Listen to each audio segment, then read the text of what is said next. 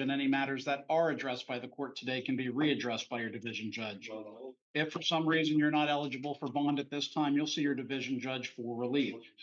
Generally, I will not change out-of-county holds, out-of-state holds, immigration holds, holds based on violation of probation, community control, or parole. It's important that each of you understand today is not your trial date. Because of that, we're not going to be talking about the facts of your case. We're not going to be talking about the facts leading up to your arrest. We're not going to be talking about any potential defenses. I do understand that sometimes defendants want to speak on the record. That is generally okay. But before you do, I strongly recommend that you speak with your attorney. And if you do speak on the record, you try to limit your comments to considerations relating to bond and or release conditions. Additionally, it's important that you understand you have the right to remain silent, and anything you say can be used against you at a later date. Additionally, these proceedings are being recorded. If you're represented by the Public Defender's Office, attorneys from the Public Defender's Office are present in my courtroom at some of your locations, and if they're not physically present at the location where you're jailed, they should be available to you by phone. For those of you who are represented by private counsel, your attorneys may be present in the Zoom room or in my courtroom. Additionally, in the courtroom, we have representatives from the state's attorney's office, confinement status, pretrial supervision, and the clerk of court. They're here to facilitate the session and to provide the court with additional information as may be needed. I may take cases out of turn for certain reasons, including but not limited to the need for interpreters, security reasons, medical reasons, and because some attorneys need to be in other courtrooms. If I do take a case or cases out of turn, folks, please don't think I'm doing it out of preference or for any other reason. Folks in the gallery who wish to address the court, please make sure you check in with the deputy and let him know which matter you're here for. If you're only here to observe, there's no need for you to check in. Folks on Zoom, please be advised I control the mute button and will unmute you when it's your turn to address the court. If you're an attorney on Zoom who has not yet already checked in, please turn on your video and use the raise the hand icon so I can unmute you and check you in for your case. All others on Zoom, if you wish to address the court when a particular case is called, please turn on your video and use the raise the hand icon when that case is called. Until that case is called, however, please keep your video off. If it is not off, I will turn it off. If you're on Zoom and simply observing, likewise, please keep your video off. And I know I've repeated or I've said this previously, but it's worth repeating. Everything is being recorded and can be used against you at a later date. With that, let's first turn to Aponte Gonzalez. I know we have private counsel on the line for that. Judge, yes. Page 1. Judge, we do need an interpreter. So is there an interpreter present? I see. Yes. Yes, we have a interpreter in the perfect courtroom. So I'll swear her in, and I think she's at Paul Ryan. So let's go to Paul Ryan. All right. So, Madam Interpreter, could you please raise your right hand? Good morning. Do you swear to translate from English to Spanish, Spanish to English to the best of your ability? Thank you. And Mr. Hager, the Spanish interpreter, do we need that actually for the defendant or for anybody else? Just for the defendant. All right. And so, Ms. Aponte Gonzalez, can you please confirm that you can hear and understand the Spanish interpreter who was just sworn in? Señora Aponte, por favor, confirme que usted puede oír y entender a la intérprete que acaba de ser juramentada. Sí. Yeah. All right. Ms. Aponte Gonzalez, your attorney, John Hager, is on Zoom. You should be able to hear and or see him. What I'm going to do is I'm going to announce the charges, make a probable cause determination, and then I think we have somebody who wants to speak on the record. Señora González, su abogado, el señor John Hager, está presentándose vía Zoom. No sé si usted lo pueda oír o por lo menos ver en la pantalla. Lo que voy a hacer esta mañana es que voy a anunciar cuáles son las acusaciones que tienen en contra suya y decidir si es que hay un motivo fundado para detenerla, y también parece ser que hay personas que se están presentando por Zoom a que quieren hablar. All right. Ma'am, Disculpe. Ma'am, you're charged with 1 count touch or strike battery, domestic violence. The court does find probable cause. Señora Aponte, la acusación de tocar o pegarle a alguien en violencia intrafamiliar, hay un motivo fundado para detenerla en cuanto a acusación. All right. Disculpe, no, ¿me puede repetir, por favor? Excuse me, could you please repeat? Yes, you're charged with 1 count touch or strike battery, domestic violence. The court does find probable cause. Señora, la acusan de tocar o pegarle a alguien en violencia intrafamiliar. ¿Hay un motivo fundado para detenerla en cuanto a esta acusación? All right, and it looks like we have somebody on Zoom, Mr. Prentice, is that correct? Yes, Judge. Judge, no argument, obviously, to probable cause. I think Mr. Linder and I worked out a bond to $500. It's just an argument as to contact. Sí, Oh, señor. go ahead, ma'am, sorry. Sí, señor juez, no tengo objeción en cuanto o argumento en cuanto a el motivo fundado, pero hemos llegado a un acuerdo con la Fiscalía en que se va a determinar que una fianza de $500 es lo que se debe imponer, pero lo único que tengo argumento es en cuanto a que pidan que no haya contacto o comunicación. All right, so Mr. Prentice, you wish to speak on the record, sir? Yes, sir. ¿Desea usted hablar en el acta? Sí. All right, can you please raise your right hand? Do you swear or affirm to tell the truth, the whole truth, and nothing but the truth? Han Yes. juramentado, señor Prentice. All right. You can put your hand down. Please state your full name for the record, sir. Michael John Prentice. And Mr. Prentice, John es el señor que va a dar declaración. what is your relationship, if any, to Miss Aponte Gonzalez? I'm her husband. Señor Prentice, ¿cuál es su relación familiar con la señora acusada? Si es que usted tiene alguna relación. Yo soy su esposo. Sir, has there ever been any history of violence between the two of you in the past? No. Señor, ¿ha habido algún historial de violencia intrafamiliar en el pasado? No. Are you in fear? No. ¿Tiene usted temor? No. Do you wish to have contact with Miss Aponte Gonzalez? Yes. ¿Desea usted tener contacto o comunicación con la señora Aponte González? Sí. All right, Mr. Hager, do you have any questions for Mr. Prentice? Señor Hegel, No. ¿tiene preguntas para el señor Apprentice? No. All right, No, State, none. State, do you have any No. questions for Mr. Prentice? Señor fiscal, ¿tiene usted preguntas para el señor Apprentice? No, Judge. No, Okay. señor juez. All right, so State your recommendation. Fiscalía, su recomendación. Your Honor, I believe Mr. Hager and I have an agreement as far as bond. El señor juez, pienso que tenemos un acuerdo entre el señor Hegel y yo en cuanto a la fianza, That would be $500. y eso sería $500. Your Honor, I would be requesting no victim contact. I believe Mr. Hager will be having a different request. Señor juez, yo recomendaría que se ordene que no haya contacto con la víctima, y yo sé que el señor Hegel va a hacer un pedido diferente.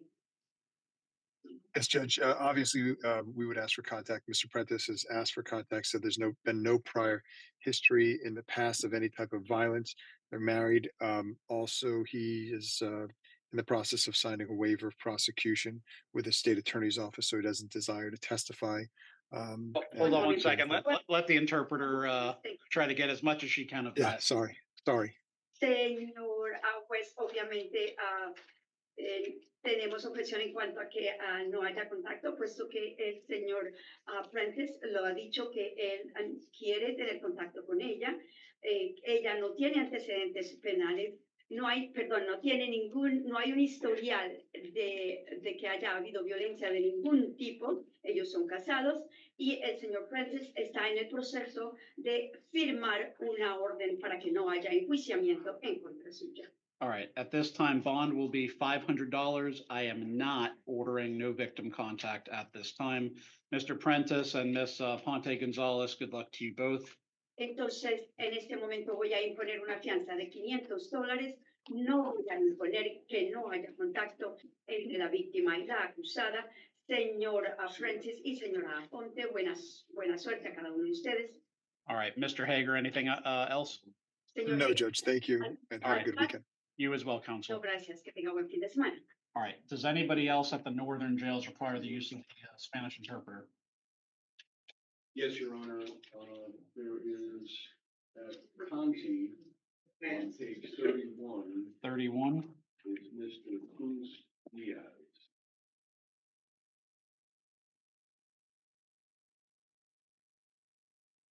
All right, at Conti, do we have Mr. Cruz Diaz?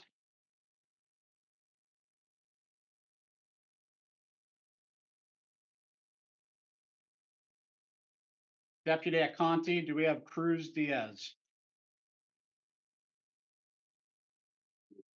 Your Honor, also just to let the court know, we have a domestic violence case on page 11 where the victim is present and will require the Spanish interpreter. All right, and is the defendant at Maine? Yes. Okay, all right, so. All right, I'm gonna put Cruz Diaz to the side. Let me go to Maine and see who. Deputy, we have Cruz Diaz? All right. Mr. Cruz Diaz, can you please confirm that you can hear and understand the Spanish interpreter? Señor Cruz Díaz, por favor confirme que usted puede oír y entender a la intérprete. Sí, Ya. 31. Sir, you have an ad charge for drug paraphernalia, possession and or use. The court does find probable cause. Señor Cruz, le han añadido una acusación que es de tener artículos de drogas, de tener en su tenencia o de utilizarlas. Hay un motivo fundado para detenerlo en cuanto a esta acusación. State. ¿Fiscalía? Just recommending an R warrant. sí, tenía Momento, una, señor. le dicen Paipa, no sé cómo su nombre. Señor juez, recomendamos que lo dejen en libertad bajo su propia responsabilidad. All right, Mr. Cruz Diaz, I'm going to ROR you on this charge. Señor Cruz Díaz, lo voy a dejar en libertad bajo su propia responsabilidad en cuanto a esta acusación. I understand it's an ad charge, but if this is otherwise holding you up, you should be released. If you're being held on other charges, though, then you'll still be confined. But I am going to ROR you on this. Good luck to you, sir.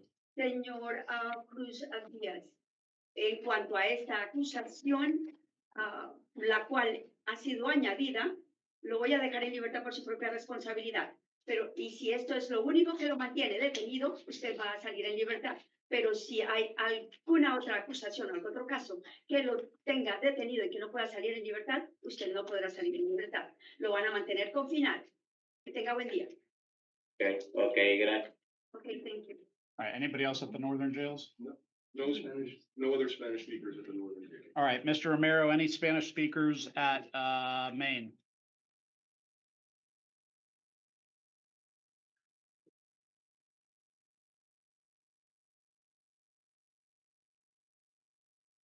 Your Honor, he's interviewing one more person behind. Okay. He'll be right back. All right, no problem.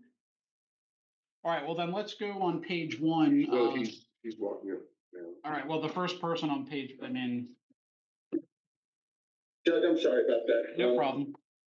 Spanish? Yes. Spanish, we're gonna have a couple people that require the assistance of a Spanish interpreter. The first one will be on page 10 of the court's docket. And that gentleman's name is Mr.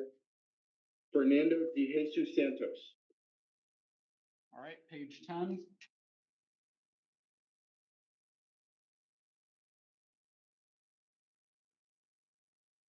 And then page.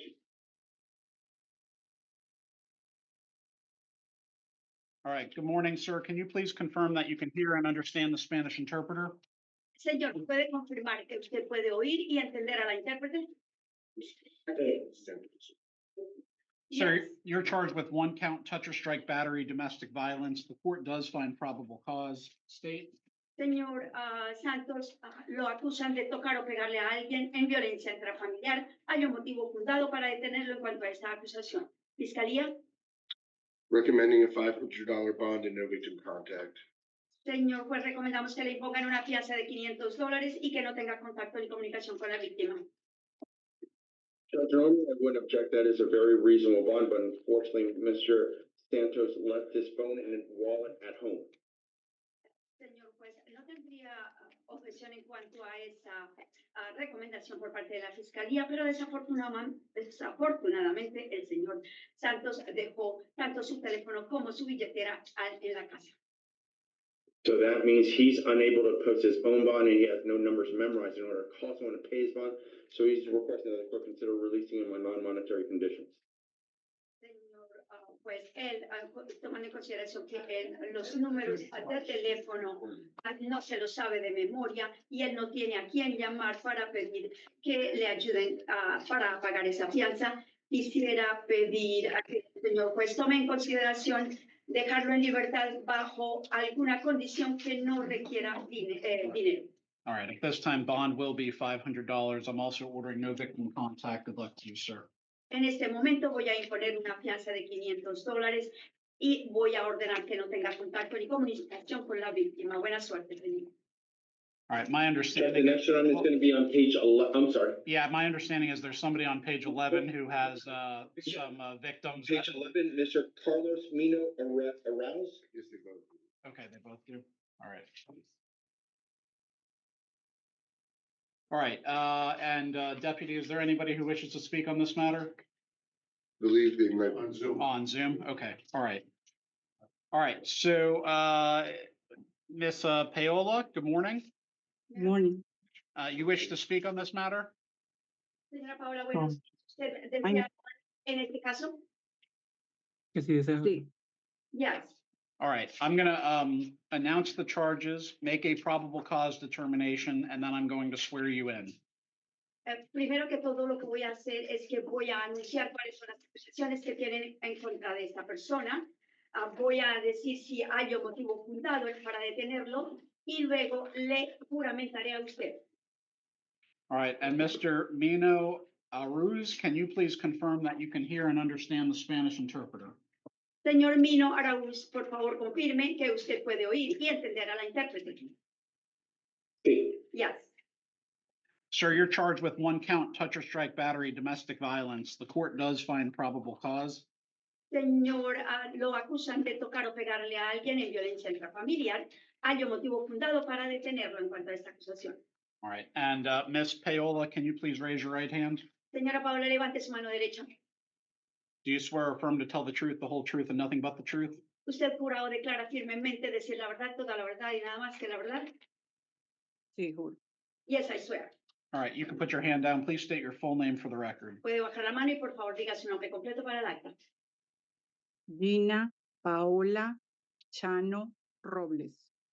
Gina Paola Chano Robles. All right, Ms. Robles, what is your relationship to Mr. Mino Aruz? Señora Robles, ¿cuál es la relación familiar que tiene usted para con el señor Mino Araúz? Es mi esposo. He's my husband. Ma'am, yesterday, did you call the police on your husband? Señora, ¿llamó usted a la policía ayer en contra de su esposo? Sí. Yes. Did you inform the police that your husband struck you? ¿Usted le informó a la policía que su esposo le pegó a usted? Sí. Yes. All right. Ma'am, has there been any history of violence between the two of you in the past? Señora, ¿ha habido algún historial de violencia en el pasado entre ustedes los dos? Jamás. Never. En nuestros 30 años jamás ha existido agresión. Never in our 30 years of relationship has never existed any type of aggression. All right. Ma'am, are you in fear? Señora, ¿tiene usted temor? No, señor. No, sir. Do you wish to have contact with your husband? ¿Desea usted tener contacto o comunicación con su esposo? Sí, señoría. Yo necesito que él esté conmigo, con mi familia. Necesito cuidar de él, de su salud. Y por el bien de nuestra familia, yo quiero que él regrese a casa. Yes, Your Honor. I want to have contact with him. My family wants contact with him. I want to be able to take care of him for the sake of our family and his. All right, State, do you have any questions for Ms. Paola Robles? Señor fiscal, ¿tiene usted preguntas hacia la señora Paola Robles? No, Your Honor. No, señorita. All right, defense, any questions for the witness? Señor abogado de la defensa, ¿alguna pregunta para la testigo? no question, Judge. No, no tengo preguntas. All right, state your recommendation. Señor fiscal, su recomendación. Recommending $1,000 bond and no victim contact. Recomiendo que le impongan una fianza de $1,000 y que no tenga contacto ni comunicación con la víctima. Your Honor, I believe this is appropriate given the allegations. Señor, pues pienso que esta fianza, esta recomendación es apropiada. And Mr. I'm sorry. debido a los alegatos y el cáncer. And Mr. Mino aroused his own admission Y el señor, y también debido a la propia admisión del señor Mino, that he struck his wife in the face que él le pegó a su esposa en el rostro simply because she quote unquote raised her voice at him and insulted him. por el simple hecho, como lo dijo él, que entre comillas, que ella levantó la voz y lo insultó. Defense? Defensa. Judge, my understanding, Mr. Mino Aros has been residing in our community for over 10 years now. El señor juez, lo que entiendo es que el señor Mino ha estado residiendo o viviendo en esta comunidad por 10 años. You've heard from the victim, her and Mr. Mino Aros have been romantically involved, I believe, for over 30 years now. Usted escuchó, señor juez, por parte de la testigo, la señora Robles, que ella y el señor Mino han tenido una relación familiar por más de 30 años, creo que fue lo que dijo. They're lawfully married for about 17 years now. Han estado casados legalmente por más de 17 años. They have one child in common who's 23 years old who lives at the home. Tienen un hijo en común quien tiene 23 años de edad ahora y vive con ellos en el hogar. Mr. Mino Aros at this time advised me he is not working. El señor Mino Araúz me indica que él no está trabajando en este momento. My understanding, his wife, the victim, is going to be the one that posts his monetary bond. Creo que su esposa, quien es la víctima, es la persona que va a pagar esa fianza para que salga en libertad. He has no criminal history, Judge. Señor juez, él no tiene ningún antecedente penal. Based on the facts, Judge, I'd ask the court to impose the lowest monetary bond that the court finds reasonable and to allow contact with the alleged victim. Señor juez, por esta razón, debido a los hechos a que se han enumerado aquí, le pido que por favor imponga la fianza más baja que usted pueda y que sea razonable y que por favor permita que ellos tengan contacto y comunicación. All right, at this time, bond will be $1,000. I am not ordering no victim contact at this time. Good luck to you folks. En este momento voy a imponer una fianza de $1,000 y no voy a ordenar que no haya contacto ni comunicación con la víctima. Buena suerte, señor. Judge, the next gentleman that's going to require Spanish interpreter is on page 22 of the docket. His name is Mr. Rodolfo Arrieta. Judge, he is hard of hearing. I just wanted to let the court know that. Arrieta. Por aquí.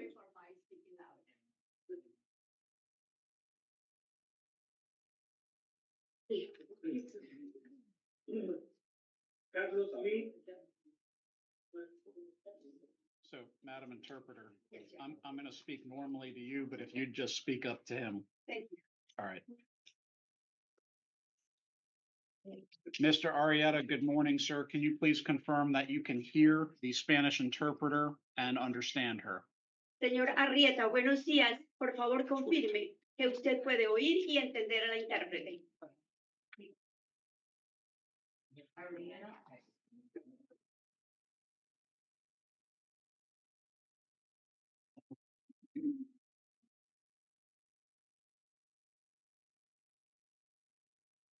Yo uso unas cosas de estas, pero no se me quedaron.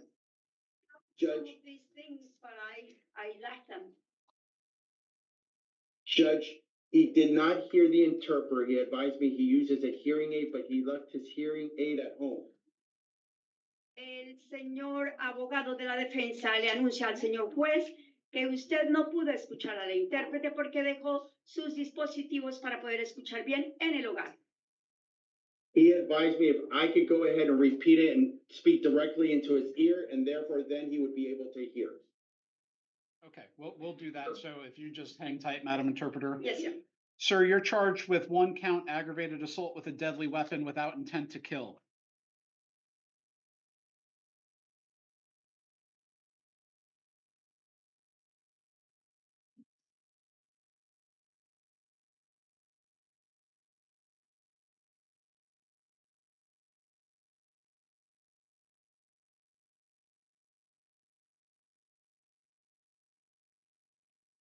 The court does find probable cause.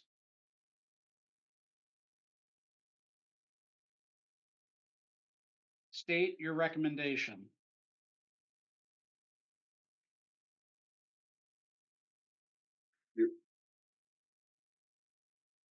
Your Honor, the state is recommending a $5,000 bond, no victim contact, no firearms, weapons, or ammunition.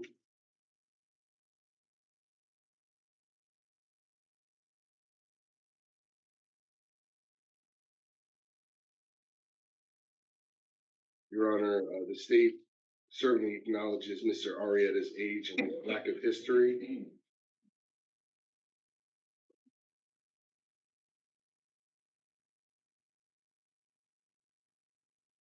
However, this case still involves Mr. Arrieta allegedly threatening a victim with a firearm.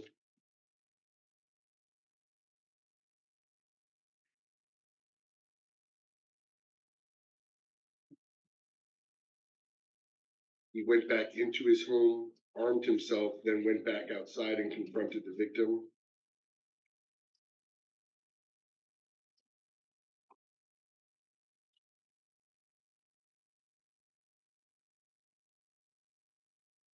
I would argue would not appear to be an act of self-defense.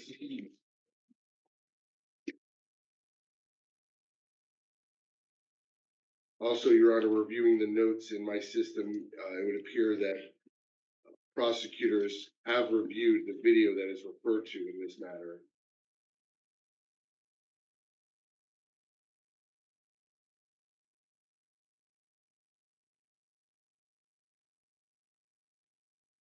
It would appear that the video clearly captures Mr. Arrieta threatening the victim with a firearm.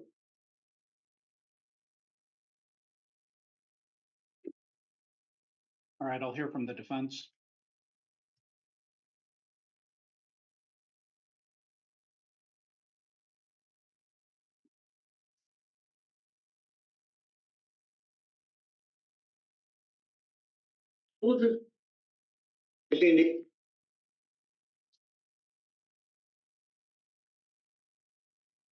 Judge, I spoke with Mr. Areta.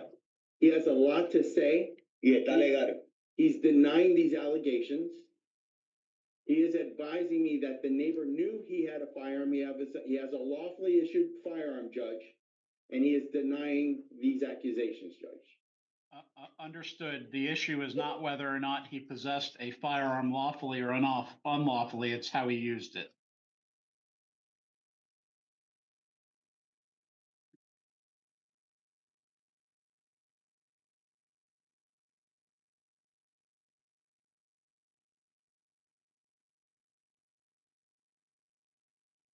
Judge, having made that point to him, he advised me that he was the one Aquí en la cara, he was hit on his que yo tenía la mano aquí marcada. and he was defending himself. All right. What's your, Mr. Romero, what's your response to the bond recommendation? Judge, I tried to speak to Mr. Arrieta. He does have numerous medical issues. He advises me he suffers from memory loss also. He advised me that he's been residing here for well over 40 years. He lives in Hallandale, been living at that same establishment for number of years. My understanding is the alleged victim is a neighbor. I did advise him, regardless of what happens, the court's gonna obviously order no contact. I did explain that to him. But Judge, when I asked him who can post his monetary bond, he unfortunately told me he doesn't have his phone with him. I told him, well, give me the phone number of somebody and I can call that person for you. He doesn't have no numbers memorized. What I'd be asking the court to consider, I understand the allegations are serious. I don't think there's no one I can reach out to post his bond. I'd ask the court to consider level 2 pretrial for Mr. Arrieta, impose the condition of no contact, no possession of any guns or weapons, Judge. State, any response to that? Your Honor, I'll leave it in the court's discretion. All right. I'm going to ROR him to pretrial. He'll be on a level 2 GPS.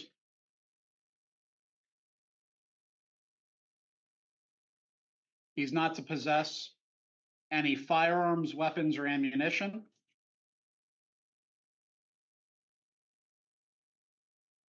And he's ordered to have no victim contact.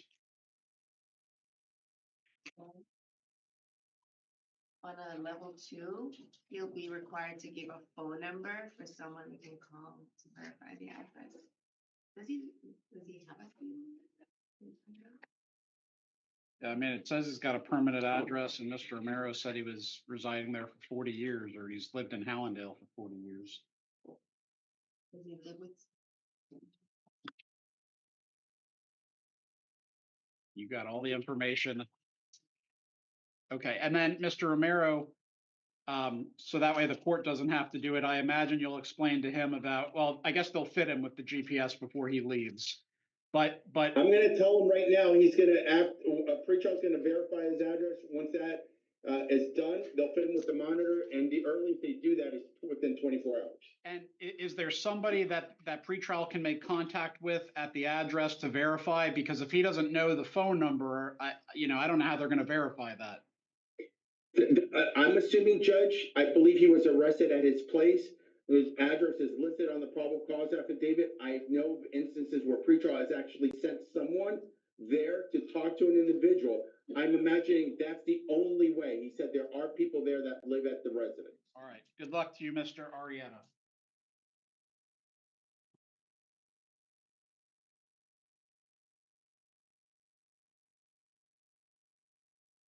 Judge, the next gentleman that's going to require the assistance of the Spanish interpreter is on page 29 of the court docket. His name is Mr. Gonzalez. Yes, Contreras Gonzalez, Judge. State, it doesn't say how he confirmed the MDMA, I don't think. Sure. All right, Mr. Gonzalez, can you please confirm that you can hear and understand the Spanish interpreter? Señor Contreras González, por favor, confirme que usted puede oír y entender a la intérprete. Sí. Yes. Mr. Gonzalez, just 1 second. The state is looking at some paperwork. Señor González, un momento, el señor fiscal está mirando unos documentos.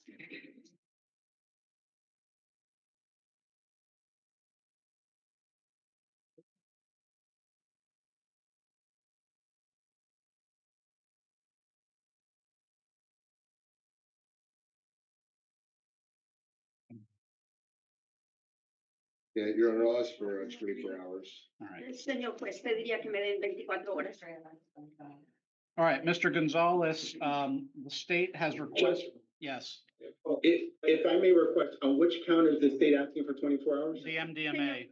¿Puedo preguntar para qué acusación está pidiendo el señor fiscal que le den 24 horas? Count 3. La tercera acusación. Judge, may I ask Mr. Lender what he was going to recommend as far as bond and release conditions? Señor juez, ¿puedo preguntarle al señor Linder cuál era la recomendación que él pensaba dar o las condiciones para dejarlo en libertad? $1,000 per count. $1,000 por cada acusación. Let me explain that to my client. Let me see if I can get his permission to waive probable cause. Permítame que yo pueda en conferencia privada hablarle a mi cliente y explicarle cuáles son las condiciones para ver si me da permiso para que yo abandone el derecho. I'm sorry, that was waive the Probable cause. para que él abandone el motivo fundado.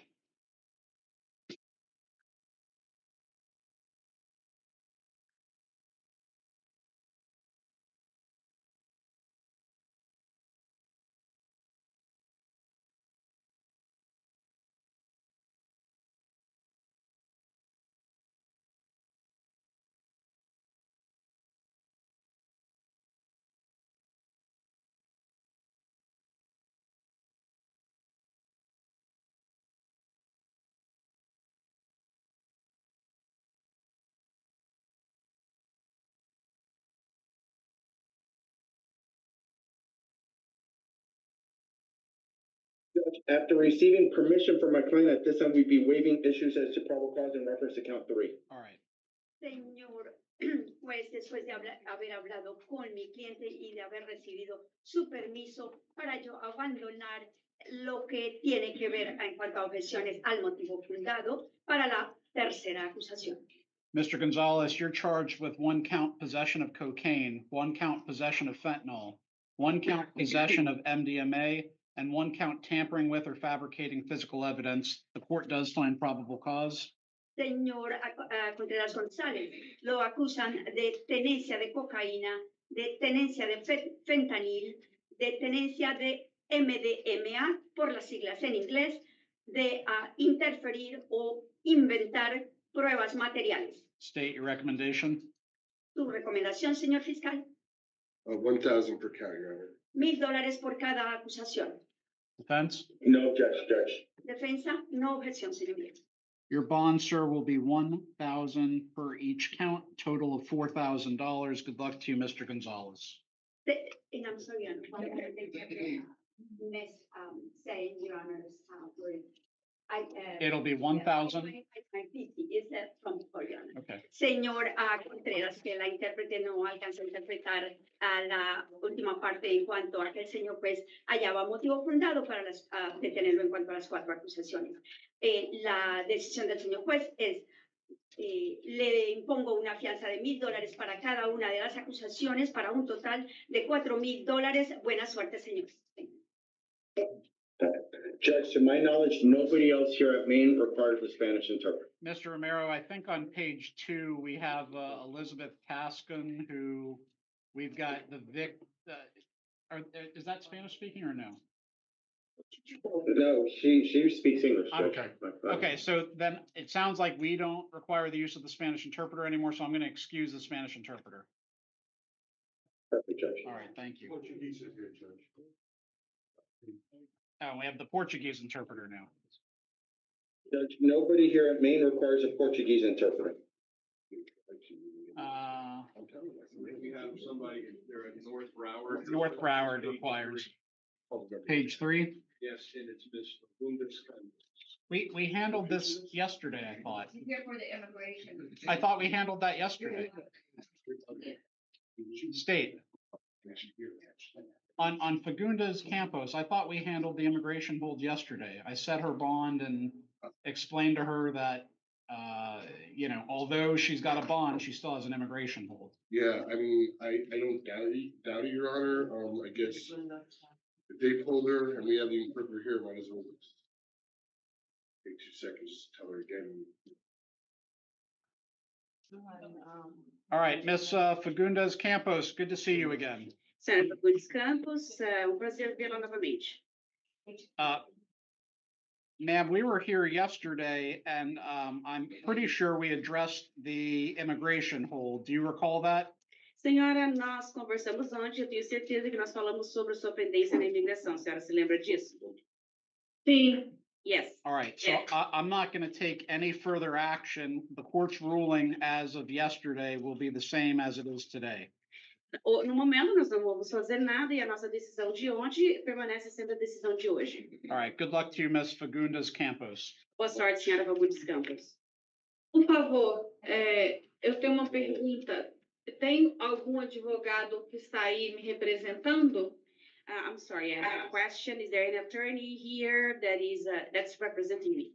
Yes, you have the public defenders. The public defender is here for your use. Absolutely. Sim, senhora, a senhora tem um defensor público porque está a seu serviço, com certeza. Mas a minha família contratou advogado para olhar isso para mim. Vocês sabem disso? But my family hired an attorney to check this for me. You know that? State. Your Honor, if she, and I don't mean to step on any toes, but if she's referring to the immigration hold, Excelência, eu não sei exatamente o que ela está falando, mas se ela está falando da pendência de imigração, I believe she would have to hire her own attorney to address that. acredito que ela tenha que contratar o próprio advogado para lidar com isso. All right. I don't believe the public defender's office is within their purview to represent her on federal matters. Eu acredito que o defensor público não pode representá-la em questões federais. Agreed. Não, o que eu estou dizendo é que a minha família já contratou advogado. What I'm trying to say that my family already hired an attorney. Okay, so then that attorney should be in contact with you hopefully shortly. Good luck to you, ma'am. Sim, senhora, então esse advogado deve contactá-la em breve. Boa sorte para a senhora. All right. Does anybody else require the use of the Portuguese interpreter? Alguém mais precisa do No one serviço here at secretário? Main, Judge, no one at. No one at the Northern Gate. All right, thank you, ma'am. All right, let's start on page one. We have last name Mystery. Paul Ryan, Your Honor. Thank you. All right, Miss Mystery, good morning, ma'am. You're charged with 1 count touch or strike battery, domestic violence. The court does find probable cause. State. Your Honor, recommending a $500 bond and no victim contact. Defense. Your Honor, no objection to the monetary bond, no objection to the no victim. All right, Miss Mystery, your bond will be $500. I'm also ordering no victim contact. Good luck to you, ma'am. Going to Maine on page one, we have Danielle Gant. Present here at Main, Judge. Ms. Gant, good morning, ma'am. You're charged with 2 counts, battery causing bodily harm, domestic violence. The court does find probable cause. State. Recommending 1,000 per count should Ms. Gant post bond, pretrial release with random testing and no victim contact. Judge, my understanding, Ms. Gant has no prior violent offenses. She's been residing here her whole entire life. She is working. She works at a local restaurant as a line cook. She does understand the significance of the no contact order. She will be abiding by that. My understanding is her sister's going to be the one posting her bond. And Judge, because of her lack of any extensive criminal history, we're okay with the monetary bond that the state's recommended. I'm just asking at this time for the court not to impose supervision, and I'm also requesting a photo order on her behalf.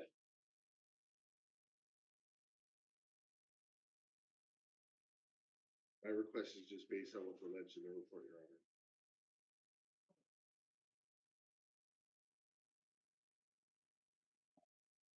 All right, at this time, ma'am, bond will be $1,000 on each count, so a total of $2,000. No victim contact. You'll also be on pretrial with random testing. And I am granting the request for a photo order. Good luck to you, Ms. Gant. Tiffany Coleman, page one. Ms. Coleman is approaching, Judge, here at Main. Ms. Coleman, good morning. You're charged with 1 count touch or strike battery dating violence. The court does find probable cause. State. Your Honor, recommending a $1,000 bond and no victim contact. Defense. Judge, no objection, requesting a medical screening order, though. You said mental or medical? No, medical, Judge. All right, medical's granted. Bond will be 1,000. No victim contact. Good luck to you, Ms. Coleman.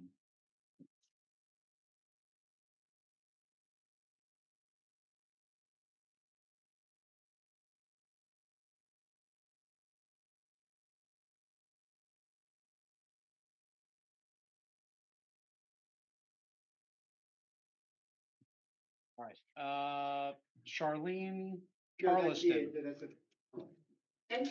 Charlene Charleston, she's on page 1, Judge. She's going to require a Creole interpreter. If we could, oh, he's there. Perfect.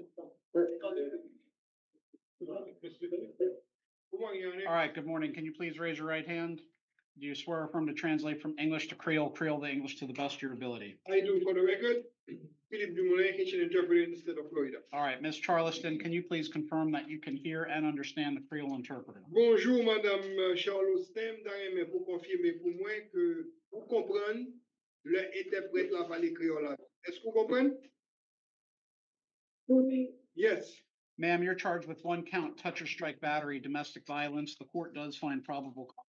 Madame, yo accuse que ou te fait ça yo les use ak violence domestique côté yo dit que ou te soit manien ou bien frappé yo moun qui li même son acte que yo les agression. Moi ouais que te un motif fondamental qui fait que Zach ça a été fait. State your recommendation. Maintenant les procureurs qui recommandation là fait. Recommending a $1,000 bond, no victim contact, no firearms, weapons, or ammunition. Maintenant les juges pour capable payer une caution de $1,000, n'a demandé pour le avoir contact avec victime, n'a demandé pour pas qu'un zam à feu ni aucune munition non même. No objection, Judge. Pas aucune objection à ça non juge.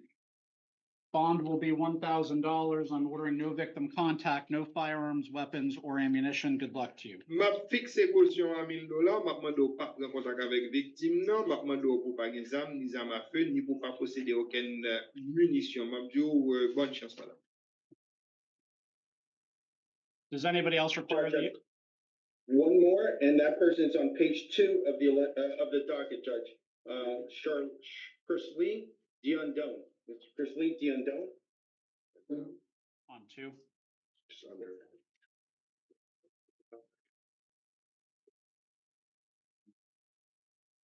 All right, ma'am, can you please confirm that you can hear and understand the Creole interpreter? Bonjour madame, moi ta aimé pour capable confirmer pour moi que ou capable comprendre et pour attendre ça interprète la bio en créole. Vous comprenez le parler créole avant? Yes. Ma'am, you're charged with 1 count aggravated assault with a deadly weapon, domestic violence, 1 count criminal mischief between $200 and $1,000. Madame yo accusé ou côté font zak dans domaine violence domestique côté que yo dit comme ça que tout est fait une agression qui était grave avec une arme mortelle. Deuxième accusation, yo dit comme ça côté font méfait criminel qui c'est un méfait qui est en dessous de $200 qui entre 200 et $1,000 comme première offense.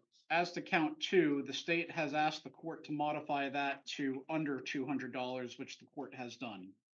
Le chef d'accusation numéro 2 a procureur a demandé juge là pour être capable de mettre accusation ça yo comme effet criminel qui entre 200 et $1,000.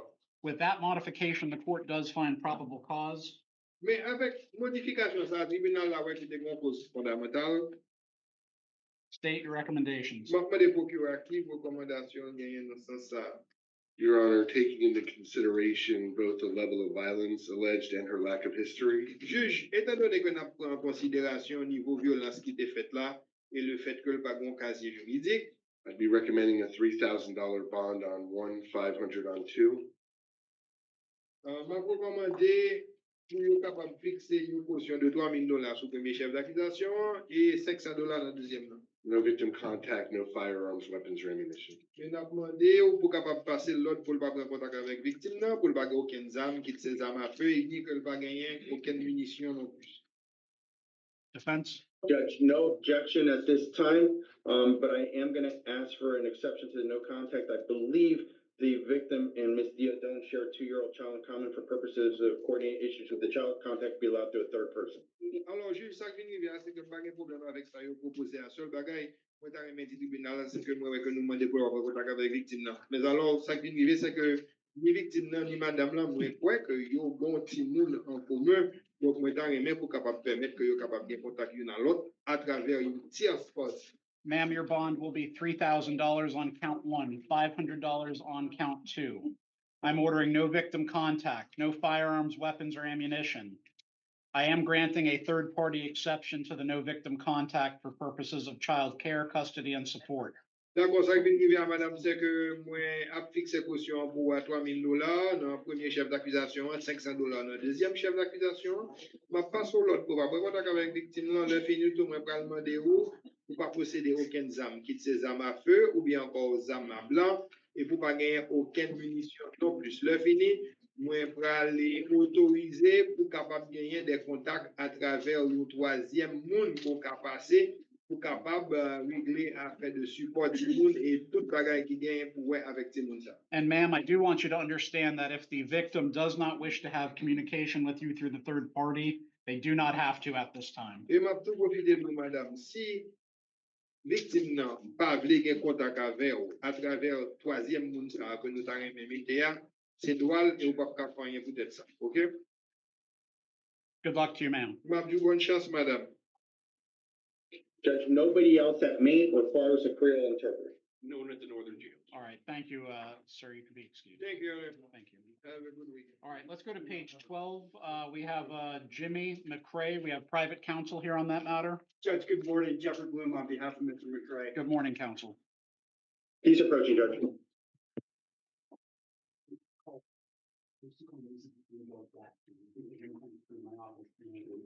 All right, Mr. McCrae, good morning. We have your private counsel, Mr. Bloom, here in the courtroom. Sir, you're charged with 1 count aggravated battery where the offender knew or should have known the victim was pregnant, and 1 count domestic battery by strangulation.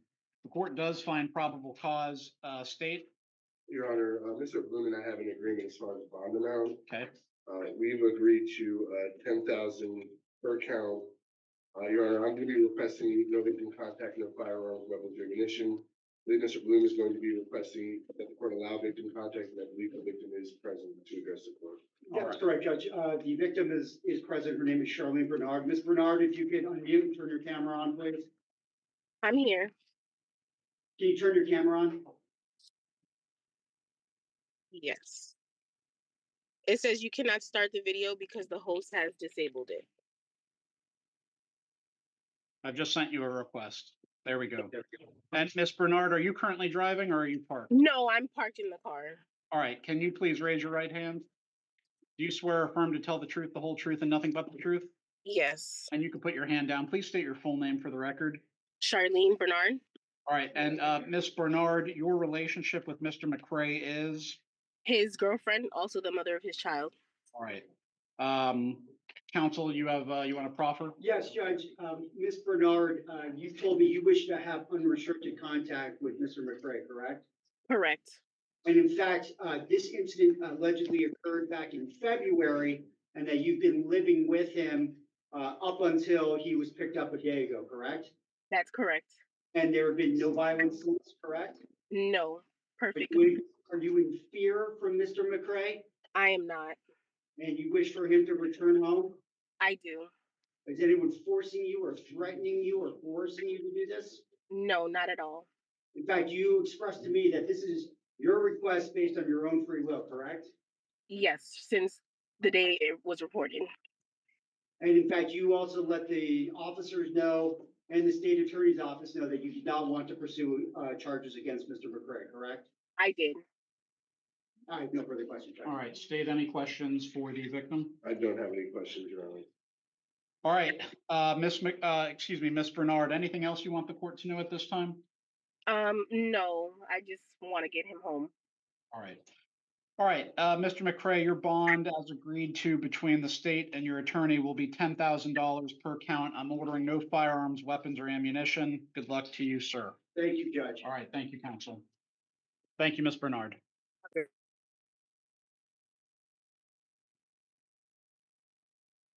All right, page 1, we have Anna Albanese.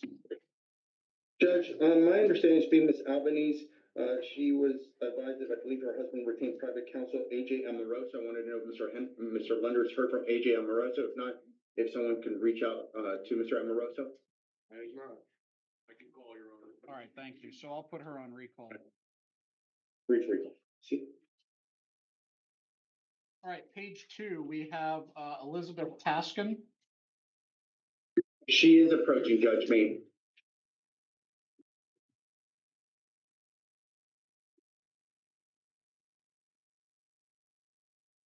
All right, and sir, you wish to speak on the record? Yeah. Okay, all right, so I'm going to announce the charges, make a probable cause determination. I'll then swear you in. We'll ask you some questions and we'll go from there, all right? All right. Ms. Taskin, good morning. You're charged with 1 count battery on a person 65 years of age or older. The court does find probable cause. We do have a gentleman in the courtroom who wishes to speak. Sir, I see you're raising your right hand. Can you please state your full name for the record? Valmiro Tascon. And do you swear or affirm to tell the truth, the whole truth, and nothing but the truth? I do. All right. And what is your relationship to Elizabeth Tascon? I'm the father. All right. And you're the alleged victim in this matter? Yes. All right. You can put your hand down. Sir, has there ever been any history of violence between the two of you in the past? No. Are you in fear? No. State, you have any questions for Dad? No. Do you want contact with your daughter? Yes, I do. And does she live with you? Yeah. No, she has her own apartment. Separate apartment, okay. Yes, sir. Sir, the report indicates that you did not want to have this incident documented at first. Am I correct? Correct. But then after speaking with your family, you changed your mind? Correct. Why did you change your mind that you wanted this documented with the police? Because I don't want any problem. I don't want any family problem. I understand, but why did you want the police to document this? Because my oldest daughter, she works for the city of Coconut Creek, and she recommended me to make a report. But I never thought that's gonna escalate so far. Okay. I don't have any further questions, Your Honor. All right, defense, any questions for Dad? No questions, Judge. All right, and state any history for Ms. Tascon? Don't see any local history, Your Honor. All right, and state your recommendation. Recommending a $2,000 bond and no victim contact. I would note that the victim's 14-year-old granddaughter and Ms. Tescone's 14-year-old daughter witnessed this incident, witnessed her mother strike her grandfather and shove him. And I see Ms. Tescone shaking her head no. She should be aware her 14-year-old daughter gave a sworn recorded statement to this. All right, let me hear from the defense. Judge, obviously you've heard from the victim. He never thought it would escalate to this situation. You know, their dad, daughter, judge, nothing like this has ever happened. Now they do live separate and apart. I did advise Ms. Tescone the significance of a no contact order, but since you've heard from the victim under oath saying that he's not in fear, he wants contact, Judge. I don't think this is going to go anywhere, Judge. You've heard she's been here her whole entire life. She works remotely, Judge. Never had contact with criminal justice system, so I'd ask the court to impose the lowest reasonable bond and to allow victim contact. All right, bond at this time will be $1,000. I am not ordering no victim contact. Good luck to you folks. Judge, can I talk to you for a second? Sure, on the record. Yeah, I live with my wife, by Social Security check every month. And I want, the lowest possible bond I can pay or make payments because, I'm kind of short. I do understand. So the state had recommended a $2,000 bond. I said a $1,000 bond, and if you go with a bondsman, it should be about $100. All right. So I can make payments? Or? Well, you'd have to coordinate that with the bondsman. Ah, okay. All right. Good luck to you folks. Thank you. All right. Thank you. All right. Page 3, we have Miss Beasley. Ms. Beasley is approaching, Judge. Come on up, man. Sorry, Chris. Ms. Beasley, good morning. You have you've been charged with 1 count attaching a registration license plate not assigned. You also have 2 misdemeanor capiases. One's for unlawful use of a false name. The other's for petty theft. Court does find probable cause. State. Your Honor, had she arrested? She's not. Your Honor, recommending an ROR on 1, asking that the bonds on 2 and 3 remain in place. Defense. Nothing from the defense, Judge. All right, so it'll be an ROR on 1, 100 on 2, 250 on 3. Good luck to you, Ms. Beasley. Page 4, we have Faye Coswell. North Broward, Your Honor? North Broward, NBB, Judge. North Broward, we have Ms. Coswell. All right, good morning, ma'am. You have two misdemeanor capiases. One is for trespass, one is for resisting obstruction without violence. The court does find probable cause. State your recommendations. If she wishes to resolve the offer to be an adjudication time served on each count, no return to the extended stay at 7755 Southwest 6th Street in Plantation. Your Honor, when I spoke with Ms. Caldwell, she told me that she had a private counsel named Georgina Robinson. Now, I looked that person's name up on the Florida bar, there's no match. So, but at the time we spoke, I told her I would try to call, and it didn't occur to me to speak with her about whether she might want to resolve it. So my apologies to the court. May I briefly call? Sure. And Ms. Coswell, if you wouldn't mind just stepping into the other room, the public defender is going to call you on the telephone. May I speak, Your Honor? Sure, I strongly recommend you talk to an attorney before you speak, but totally up to you, ma'am. Your Honor, this matter was resolved back in February or in February. When I looked on your website, there was nothing there for me to appear in court. There was nothing there for me to come on. When I looked, the entire docket on my name was cleared. So all this matter was taken care of.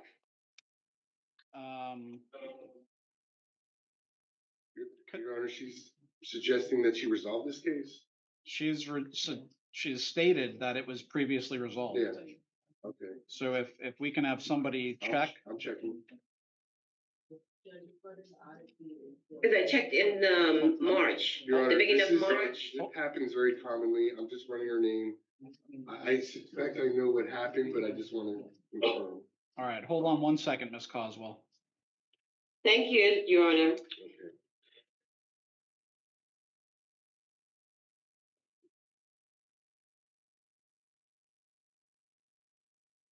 So I don't know about anything in March. I can tell you she didn't appear at her arraignment in late January. She hasn't been in custody till now till the case was served, so there's no way that. All right. That's not true, Your Honor. I came an arraignment here. I spoke to the judge like I'm speaking to you, and she let me out on my own recognizance. Hold on, did you go to first appearance but not show up for your arraignment? No, I was here for both. She was R1 at the second one. Then she didn't show up at her arraignment. Okay, so for first appearance purposes, she was in front of the There court, was nothing there. but not arraignment. Right, okay. So nothing was, Your Honor, I'm sorry. There is nothing that was mailed to me, contacted to me when I checked your information records. I check it by phone. I check it by the internet, by calling in to make sure there was nothing there. And I called the attorney, and we double checked it, and nothing was there. And I checked it again in March when I was somewhere else. And there was nothing on your thing. I even spoke to the people that, so there was no record. All right. Nothing was mailed. Nothing was done. Hold on one second, Ms. Coswell. Are the matters still pending, State, obviously? It is still pending, and I'm sorry, did she say that, does she want to resolve or not resolve? Well, I think before she makes that decision, she should speak to an attorney, but go ahead. I was just gonna, if she doesn't, she may be mental health because she has gone there previously, which doesn't mean she can't legally plea a matter, but there may be other issues. Okay. I'm pleading not guilty. Okay. All right. So, Your Honor, I think that resolves my inquiry. Yeah, she's saying she wants to plead not guilty to this charge. Yeah, so we're not gonna resolve it. Right, No, no, okay. So I mean, here's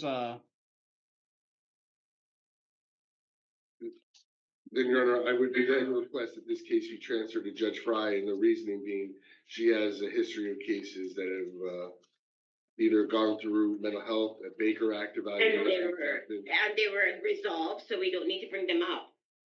Or Baker Act evaluations have been requested by previous county court judges. okay, all right. And they were all cleared up. All right, Ms. Coswell, I am going to keep the bonds in place. It's going to be $250 each. I am going to transfer this matter to Judge Fry. And hopefully in the meantime, Judge Fry or Judge Ray? Judge Fry. So, yeah. All right, so good luck to you, Ms. Coswell, and hopefully in the meantime, you can get in contact with your private counsel. Thank you.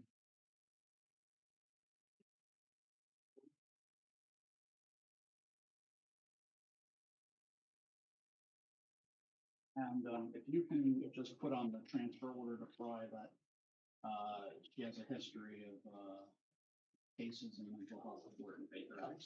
Thank you. I think we get the interpreter on the corner there. Page 15. Yep. All right, thank you. Thank you.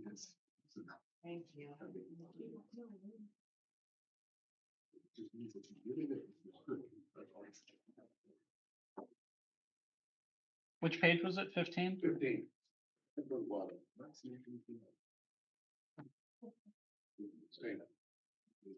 Yeah, I got it. All right, Mr. Romero, I think we have the interpreter for Mr. Singh. He's approaching, Judge. He's on page 15 of the docket. Mr. Singh? All right, Shilly interpreting.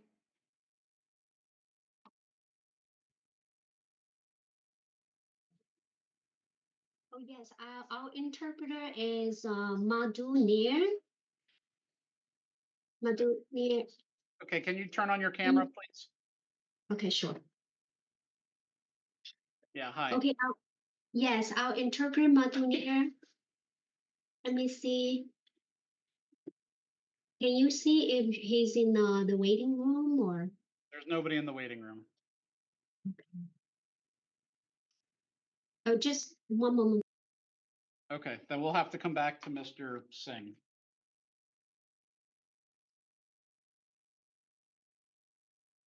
All right, Kimberly Sellers. Thank you. All right, Miracle Simmons. All right. All right, Ms. Simmons, good morning. You are charged with, give me 1 second. You have 1 count petty theft, 2 counts fraud, use of credit card, 1 count larceny of credit card. Then you've got 5 counts of illegal use of a credit card more than 2 times in 6 months with goods over $100, and 1 count of criminal attempt to solicit, conspire, 3rd-degree felony. The court does find probable cause. State. Your Honor, on 5, recommending 500. On 6 and 7, 2,500 each. On 8 through 11, recommending an ROR. No victim contact and no return.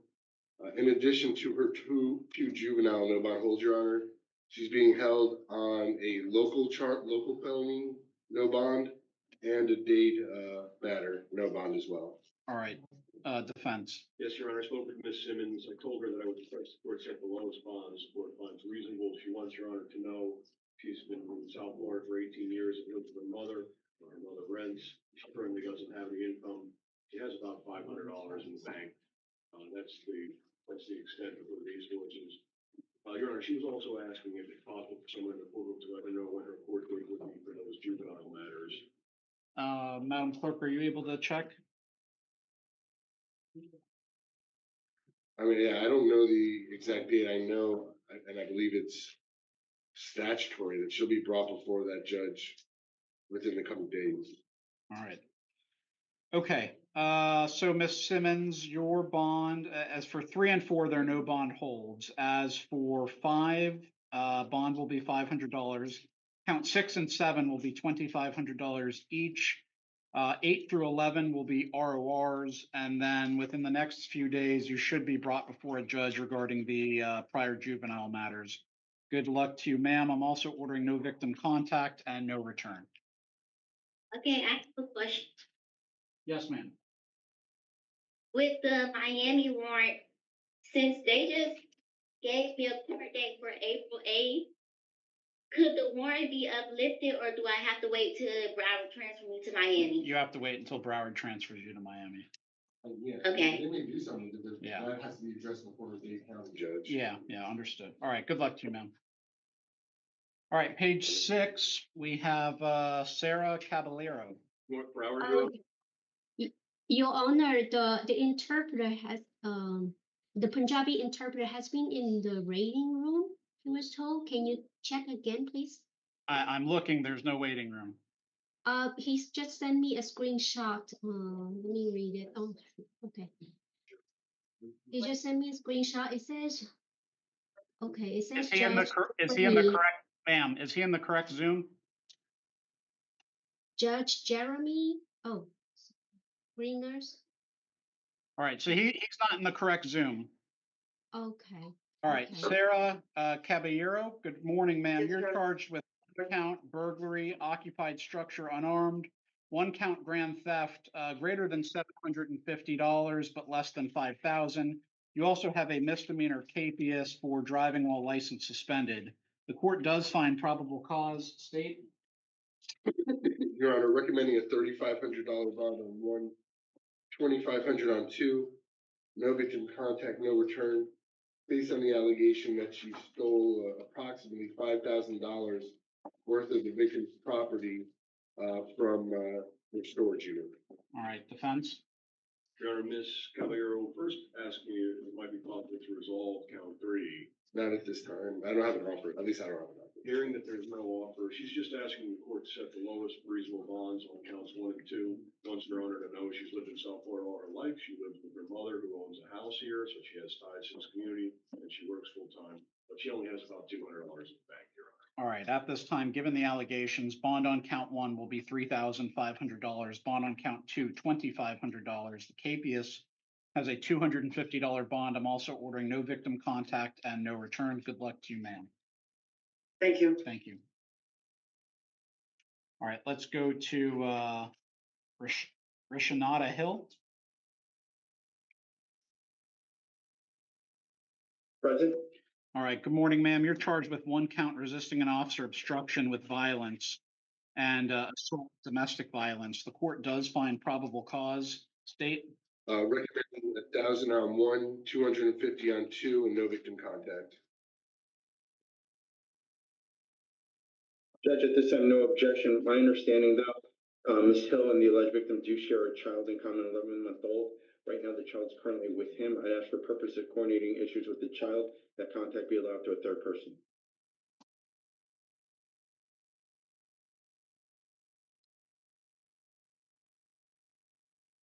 All right, at this time, ma'am, your bond will be $1,000 on count 1, $250 on count 2. I am ordering no victim contact. I'm granting a third-party exception for purposes of communicating child care, custody, or support. However, if the victim does not wish to communicate through a third party, they do not have to at this time. Good luck to you, ma'am.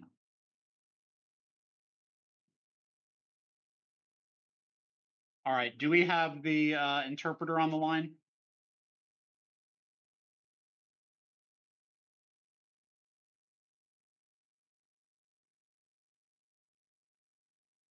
All right, having not heard any affirmative answer, we'll move on to the next one. Deshanta Billy, page 6. She's approaching, Judge Me. Miss Billy, good morning. You're charged with 1 count grand theft between $750 and $5,000. 1 count grand theft between $5,000 and $10,000, and 1 count of fraud, impersonation, use ID of another without consent greater than $5,000. Court does find probable cause. State. Your Honor, recommending a total bond of $10,000, $2,500 each on 1 and 2, 5,000 on 3, no victim contact, no return. This is based on the total amount of money she allegedly stole from the individual victim and the total loss that Capital One incurred as a result.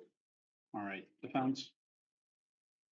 Judge, obviously, I spoke to Ms. Billy. I did advise her that she'll have her day in court to basically fight these allegations. Now, having said that, Judge, she's been residing in our community for well over 13 years.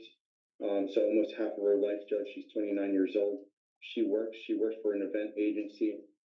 She's working part-time, only making about $200 a week. What she's been doing so far also is going to school. She was getting licensed. She just got her D license to work as a security guard, Judge. She's actually scheduled to start next week. Now, Judge, she is a single mother. She resides with her 5-year-old son right now. Her son's with his aunt.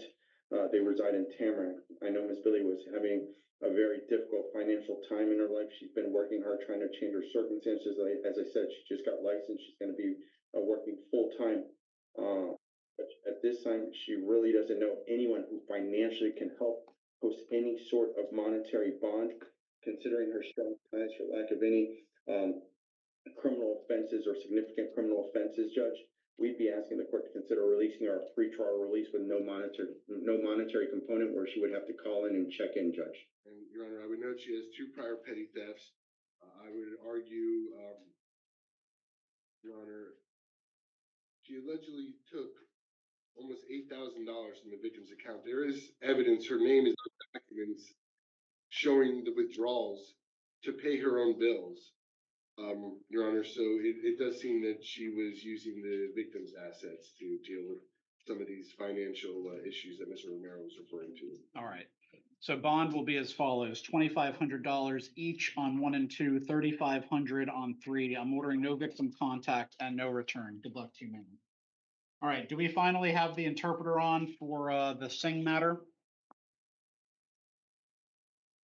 You're on mute, sir.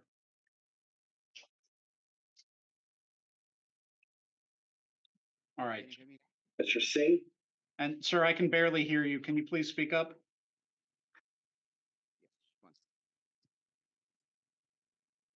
Hello. Hi. Can you hear me now?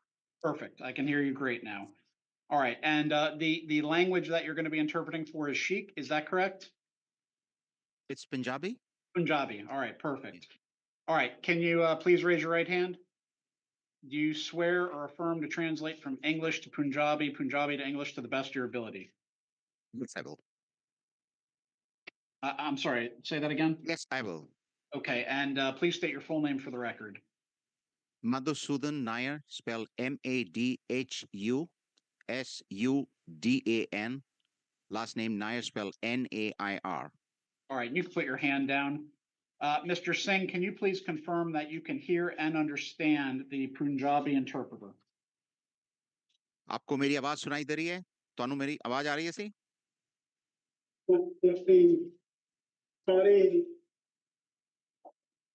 मेरी आवाज आ रही है आपको? समझ आ रही है पूरी? Yes, you can hear me.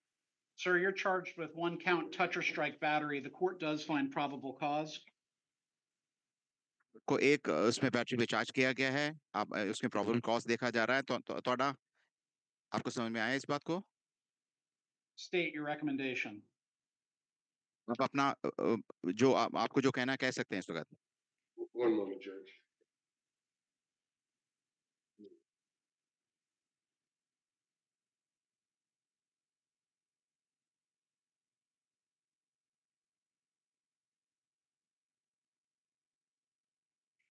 Your Honor, recommending a $2,500 bond, no victim contact, and no return to the incident location. This voice is not clear. Can you please interpret that for the that's not clear. That was not clear. Recommending a $2,500 bond, no victim contact, and no return to the incident location. आपको 2500 का bond लेना सीगा और आप victim के साथ कोई contact नहीं रखोगे जी. This is based on the factual allegations contained in the report. ये आपके जो आया है, जो केस आया उसके बादों रखा गया है. There is also no information in the database indicating that Mr. Singh has any ties to the community. Database में कोई ऐसी बात नहीं रखी ऐसी कि ਤੁਹਾਡਾ ਕੋਈ ਉਹਦੇ ਨਾਲ कांटेक्ट हैगा. All right, defense. Judge, I was able to speak to Mr. Singh very limited this morning. मैं मिस्टर सिंह तो बहुत कम बात की थी आज. Now he did manage to give me his son's name and his phone number. I intend on contacting his son after court today. उन्होंने अपने लड़के का नाम जरूर बताया सीगा. मैं आज कोर्ट के बाद उन्होंने फोन करांगे. Judge, based on Mr. Singh's age and this being a misdemeanor at this time, I'm going to be requesting an ROR. Can you repeat that, please? Mr. Judge, based on his age and this being a misdemeanor, I'm requesting an ROR. उम्र के हिसाब से ये जो आपकी उम्र के हिसाब से ये मिसडिमीनर जो केस बनता है इसको पावर ऑन करने के लिए बोला जाएगा. At this time, your bond will be $2,000. I'm ordering no victim contact and no return to the incident location. इस वक्त आपका जो बॉन्ड होगा $2,000 का होगा और विक्टिम के साथ आप कोई कांटेक्ट नहीं रखोगे सी. Good luck to you, sir.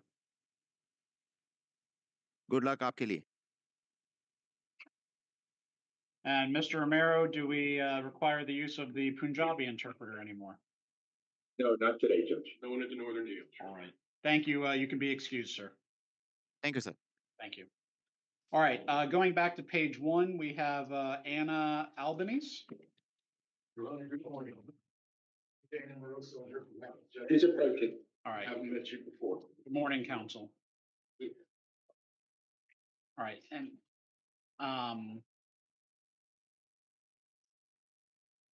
all right, Ms. Albanese, we have your private counsel here in the courtroom. You're charged with 1 count touch or strike battery, domestic violence. The court does find probable cause. State. Your Honor, recommending a $1,000 bond, no victim contact.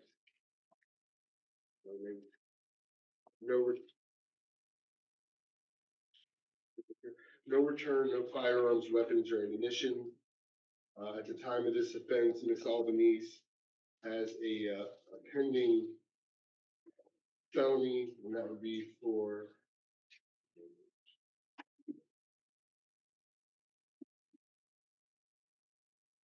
Possession of cocaine, resisting without violence. She was on pretrial in one case. She violated pretrial. She wasn't, following what was required regarding evaluations and testing.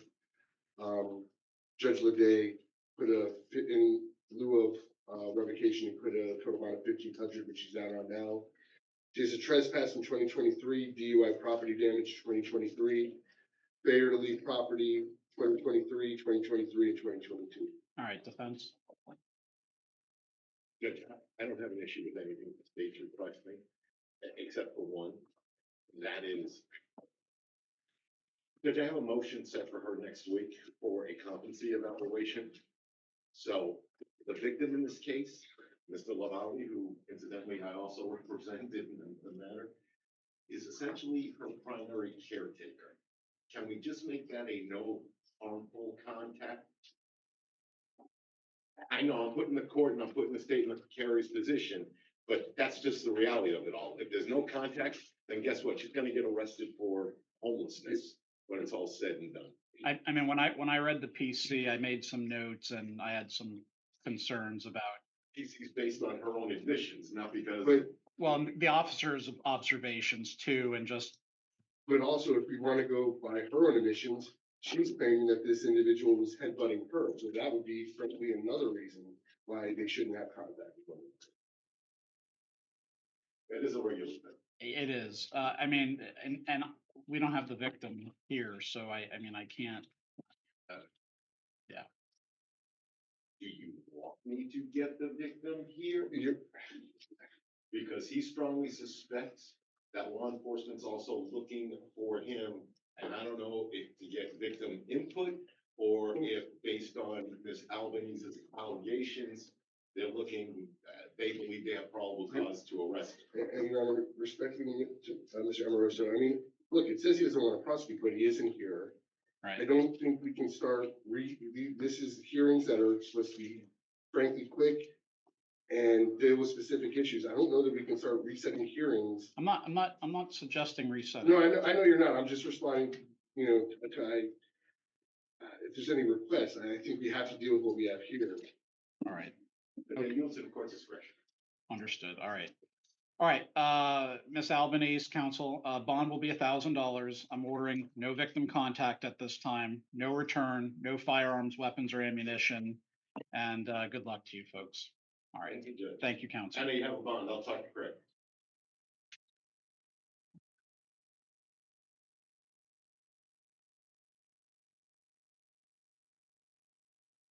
All right, page 7, we have Bridget Burgos. Medical reset, Your Honor.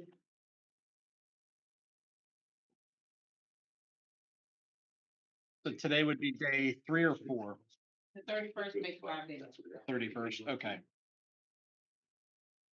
Page 8, Jessica Rodriguez. North Broward, Your Honor. Your Honor, and she's being represented by Stephen Shade. He's out of the state, but we do have an agreement and accepted it to the court. All right, so Ms. Rodriguez, good morning, ma'am. Good morning to you. It sounds like, okay, all right.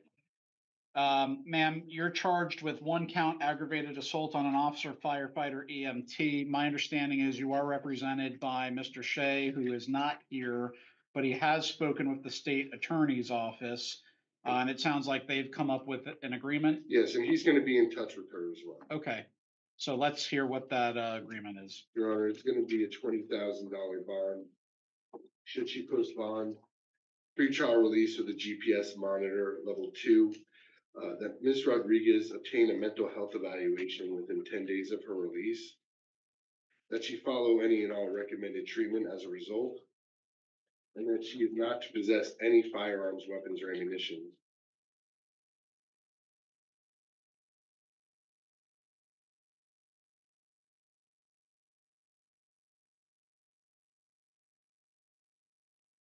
All right, Ms. Rodriguez, it sounds like your counsel will be in touch with you soon, but based upon the representation of the state, I am going to set bond at $20,000, no firearms, weapons, or ammunition. If and when you do bond out, you'll be on pretrial with a GPS level 2, Within 10 days of your release, you're ordered to undergo a mental health evaluation and follow all recommended treatment. Good luck to you, Ms. Rodriguez. Thank you. Thank Have a you. good day. You as well. All right, we have Doreen McCoy. Jane Jail, Your Honor. Judge, pursuant to my conversation, I'm waiving her appearance.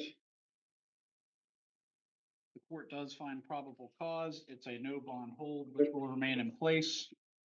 Page 10, we have Alejandro Trejo. Mr. Trejo is approaching, Judge. He's here at me. One moment, Mr. Trejo. Wait till the female. And nothing else.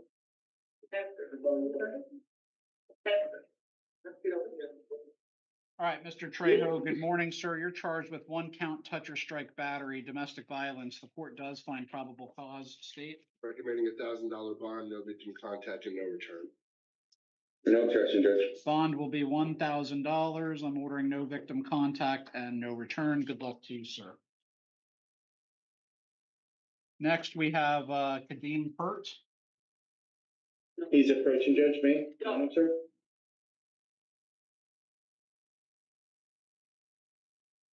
Mr. Pert, good morning, sir. You're charged with 1 count touch or strike battery, domestic violence. The court does find probable cause. State. One moment, Your Honor.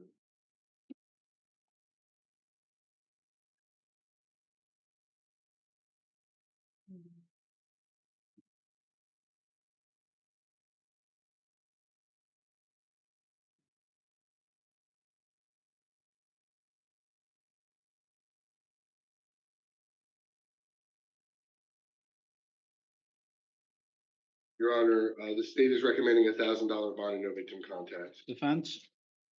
No objection. Bond will be $1,000. I'm also ordering no victim contact. Good luck to you, sir. Next, we have Charles McAfee. Your Honor, can you come out of recess? May I approach? Yeah.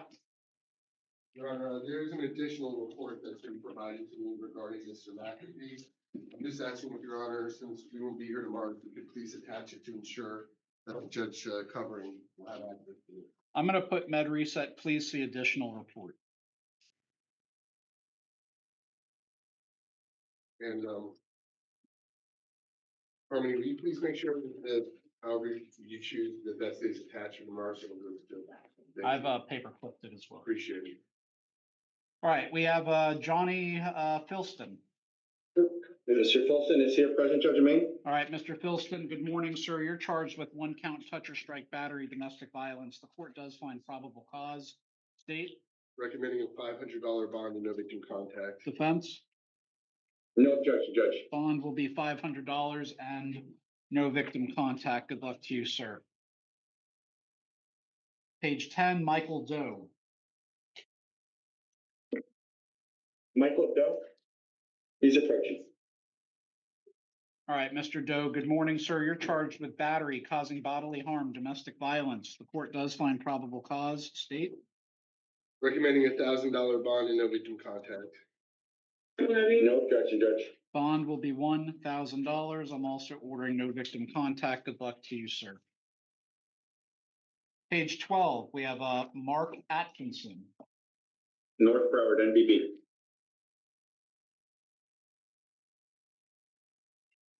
All right, Mr. Atkinson, good morning, sir. You're charged with 1 count battery on a person 65 years of age or older. The court does find probable cause. State. One moment, Judge. Your Honor, the state is recommending a $10,000 bond, no victim contact, no firearms, weapons, or ammunition.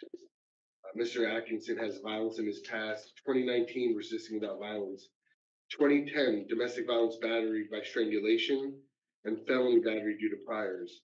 2010, possession of cocaine. 06, aggravated battery. VOP, just under 52 months state prisons. He's had additional priors for resisting without violence, grand theft auto, and trespass resisting without violence. All right. Defense. Spoke with Mr. Atkinson, asking the court to set a somewhat lower bond based on his strong and long-standing ties to the community. Asking the court rather than a $10,000 bond, might consider a $5,000 bond, or just the lowest bond the court finds reasonable. He wants Your Honor to know he's lived in South Florida all his life. He owns his own condo here, where he's been for 17 years, and he owns a business. As well. All right, at this time, bond will be $7,500. I'm ordering no firearms, weapons, or ammunition, and no victim contact. Good luck to you, sir.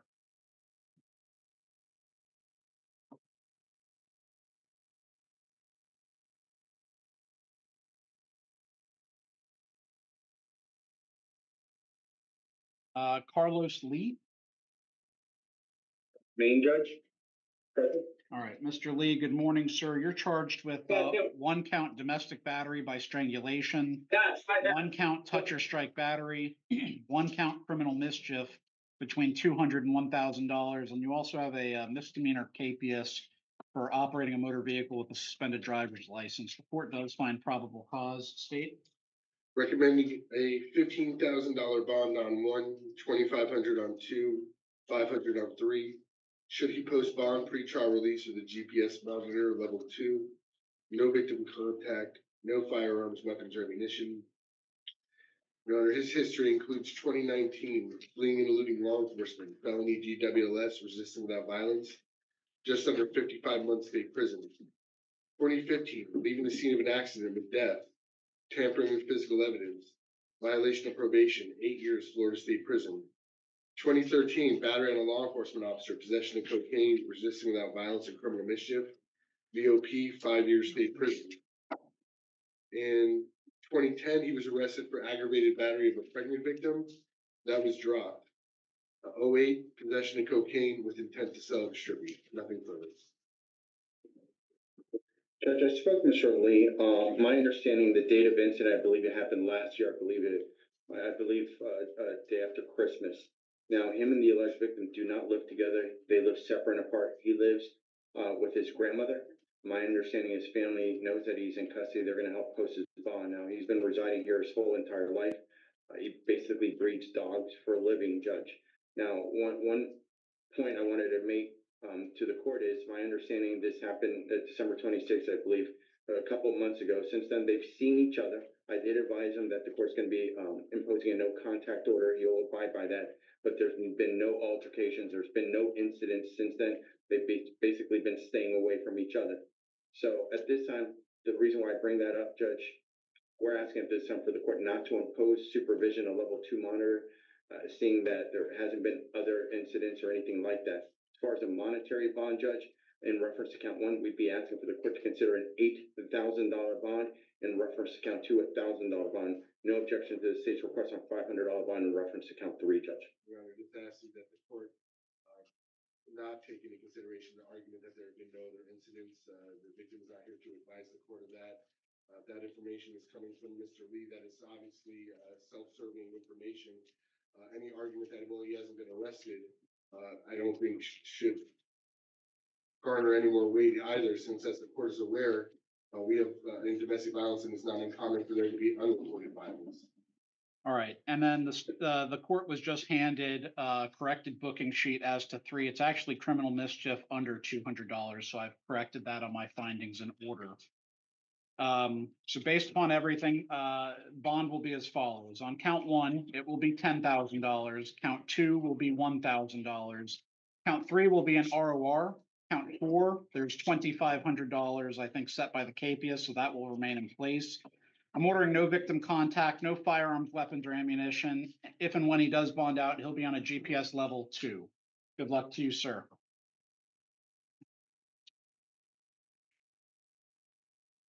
All right, Moses Ward. Judge, I've been advised that he went to court, and I think the deputy advised they don't think he'll be here in time, so we're asking this case then to be reset for tomorrow. I'd ask for this afternoon, Your Honor. All right, so I'm going to leave it here for the PM. Let's see if he's here for the PM, and if not, then we'll reset it for tomorrow. Hermes Rodriguez, page 14. Mr. Rodriguez, pursuant to my conversation, Judge, I'm waiving his appearance. The court does find probable cause. It's an immigration no bond hold, which will remain in place. We have DeAndre Hester, page 14. Mr. Hester, come on up, please. Approach you, Judge. All right, Mr. Hester, good morning, sir. You're charged with one count resisting an officer obstruction without violence. The court does find probable cause. State. Your Honor, if he wishes to resolve the offer being adjudication time served. Judge, I spoke to Mr. Hester earlier today. That's exactly what he wishes to do. In exchange for his no contest plea, he wishes to accept the state's offer of time served. All right, Mr. Hester, as best as you can you please raise your right hand? Do you swear or affirm to tell the truth, the whole truth, and nothing but the truth? Yeah. You can put your hand down. Please state your full name for the record. Yeah, Andre Hester. Mr. Hester, you're charged with one count resisting an officer obstruction without violence. The state has offered you an adjudication time served. You'd have 12 months to pay your court costs. Under those terms, do you wish to resolve your case today? Yeah. Did your attorney answer all of your questions? Yes. Do you need any more time to speak with your attorney? No. Is anyone forcing, coercing, or threatening you to resolve your case? No. Are you under the influence of any drugs, alcohol, or intoxicants? No. Have you ever been treated for a mental or emotional illness? No. You have the right to require the state prove the charges against you and the right to defend the case by having a trial, calling witnesses, and taking an appeal. By taking a plea today, you're waiving those rights. You understand that? Yes. Sir, I'm not asking if you're a U.S. citizen, but if you're not a U.S. citizen, taking a plea today will be used against you in any deportation or other immigration proceedings. Do you understand that? Understood. Similarly, if and only if in the past you've been previously convicted of a sexually motivated offense, this plea will be used against you in any involuntary civil commitment proceeding under the Jimmy Rice Act. Do you understand that? Understood. And sir, do you understand everything we've discussed here today? Yes. How do you wish to plead? No contest. The court accepts your no contest plea. I find it's knowingly, freely, and voluntarily given. I do find a factual basis for the plea based upon the arrest information that I've reviewed. Your sentence in accordance with the plea agreement is an adjudication, time served, and 12 months to pay your court costs. Good luck to you, Mr. Hester.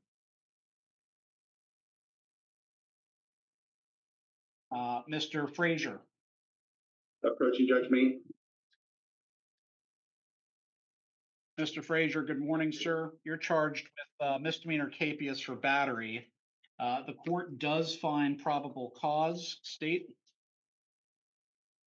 Your Honor, just asking that this be set back at the $1,500 bond that his judge set.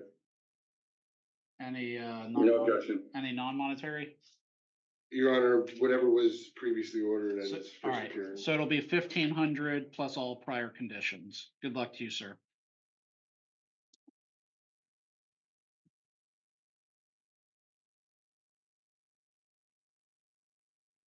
Robert Hernandez. Present here, Main Judge. Mr. Hernandez, good morning. You're charged with one count trespassing, occupied structure, conveyance. The court does find probable cause. State. One moment, Your Honor.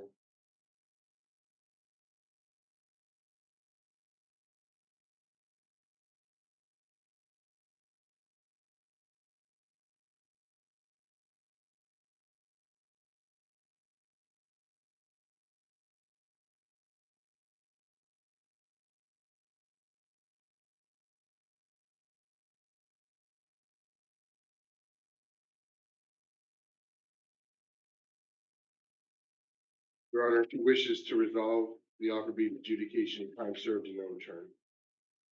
Judge, after speaking to Mr. Hernandez earlier today, that's exactly what he wishes to do. In exchange for his no contest plea, accept the state's offer of time served.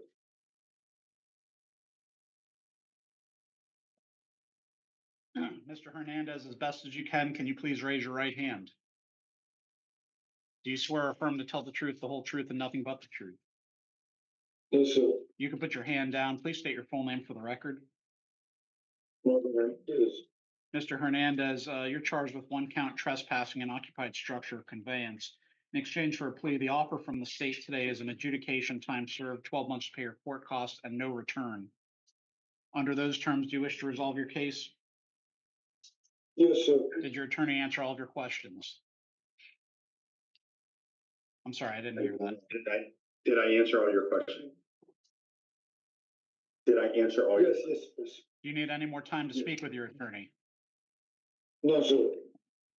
Is anyone forcing, coercing, or threatening you to resolve your case? No, sir. Are you under the influence of any drugs, alcohol, or intoxicants?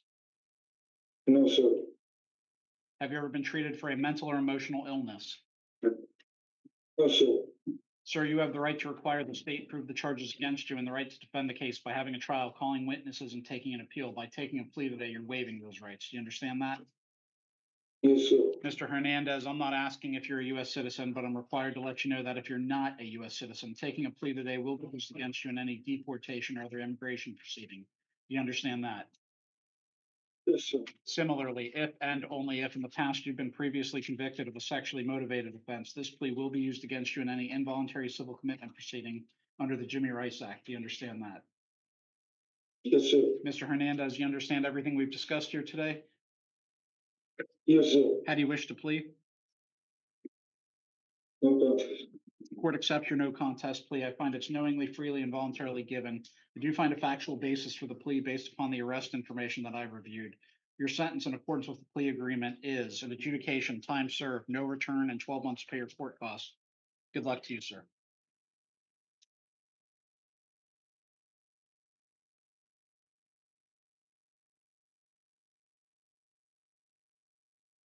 All right, page 14, Mr. Brown. To accept municipal ordinance, Judge.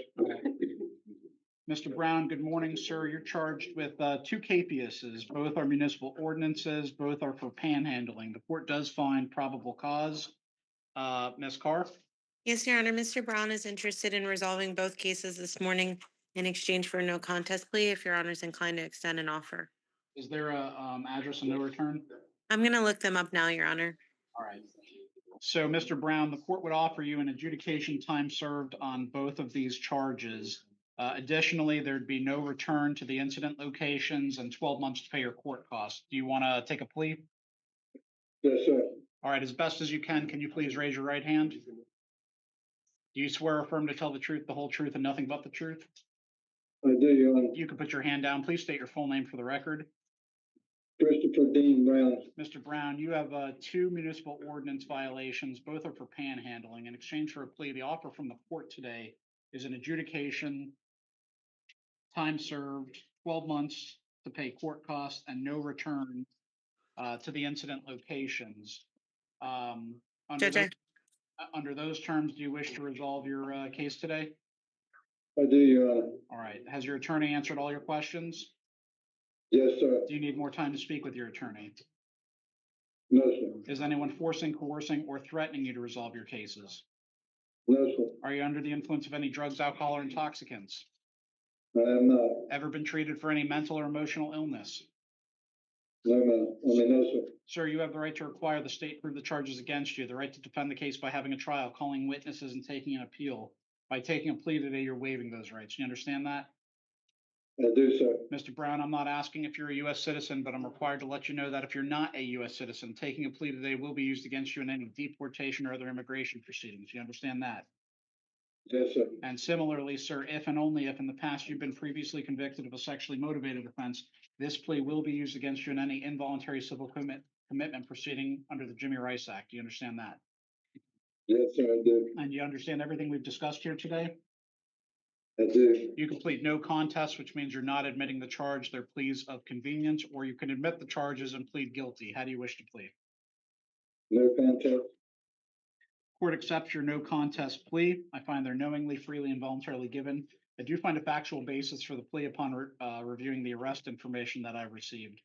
Your sentence in accordance with the plea agreement is an adjudication time served on each of these, 12 months pay your court costs, and no return to Ms. Carr, the addresses.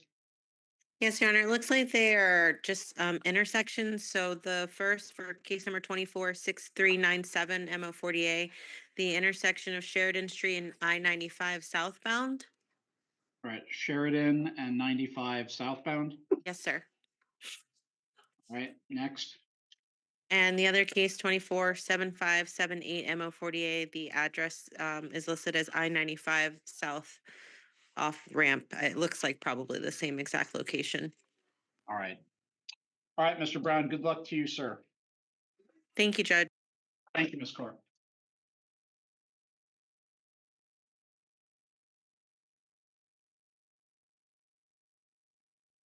Esteban Arins. Judge, I've been advised he's a refusal. The court does find probable cause. State. Your Honor, recommending 500 per count. You want a no return? I think he was outside the business. Yeah, no, I'm fine. Yeah, please. Yes, Judge. All right. So it'll be 500 per count with an order of no return. Then we've got Reginald McFay. Judge, I've been advised he is a refusal.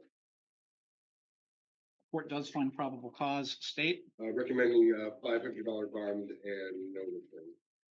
Bond will be $500 and no return.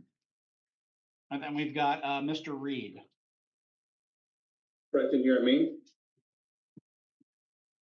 All right. And do we have somebody who wishes to speak on the record? All right. Looks like we do. So, Mr. Reed, good morning, sir. You're charged with 1 count touch or strike battery. The court does find probable cause. We have somebody in the courtroom who wishes to speak. Ma'am, can you please raise your right hand? Do you swear or affirm to tell the truth, the whole truth, and nothing but the truth? All right. You can put your hand down. Please state your full name for the record.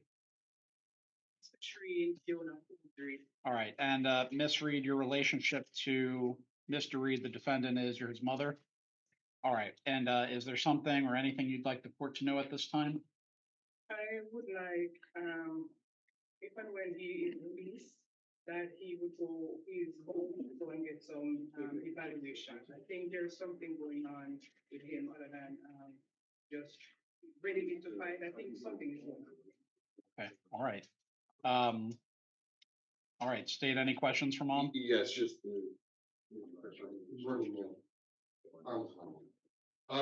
with regarding Johnny, is your concern more towards mental health, or do you have concern he may be abusing any substances, or both? Abusing, I'm not sure, but I think mental health. Okay.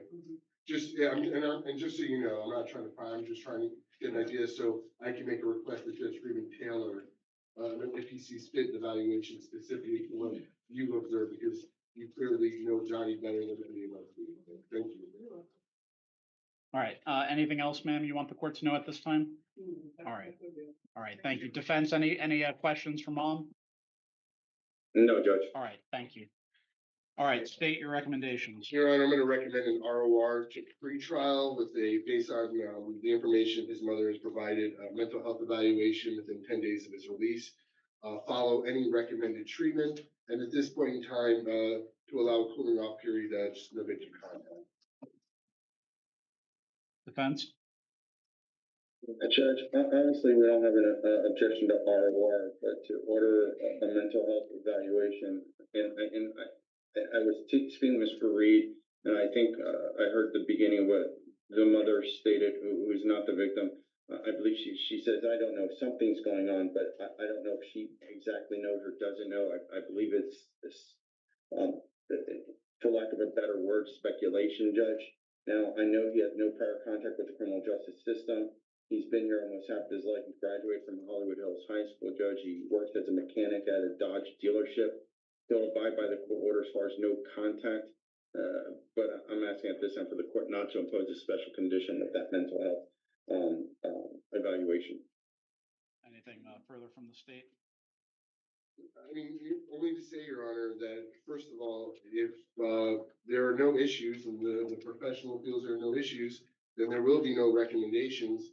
Clearly, as I stated already, his mother, is she a mental health professional? Professional diagnosis? No. But I would also argue that information or concerns of a parent go beyond just mere speculation as well. All right. At this time, sir, I am going to ROR you to pretrial.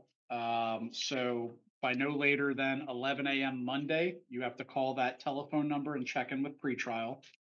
I am going to order within 10 days of your release that you undergo a mental health evaluation and follow all recommended treatment. I'm also ordering no victim contact at this time. Sir, it's really important that you call the phone number that Mr. Romero is giving you by no later than 11 a.m. on Monday. If you don't, an order will be entered for you to be rearrested and picked up. We certainly don't want that. I'm sure you don't want that. I'm sure mom doesn't want that. So please make sure you call pretrial. Also, do you have a phone number we can give them at this time? Say your phone number nice and loud. 954-860-4033. All right, thank you for that. And again, just remember, no later than 11 a.m. on Monday, and good luck to you, sir. All right, next we have Mr. Rodriguez. He's approaching, Judge. You're me. All right, Mr. Rodriguez, good morning, sir. You've got a traffic capias for a suspended driver's license, first offense. The court does find probable cause. Just one moment, the state's just going through a few things. Yeah.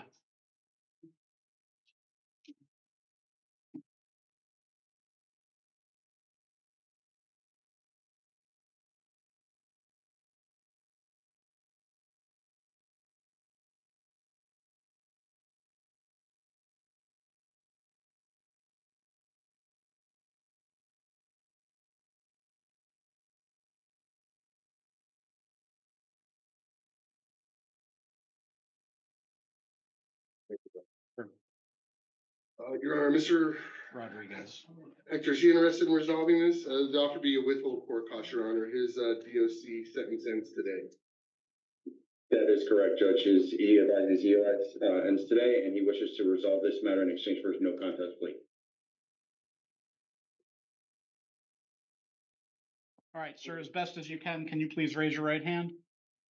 Do you swear or affirm to tell the truth, the whole truth, and nothing but the truth? Yes, Your Honor. All right, you can put your hand down. Please state your full name for the record.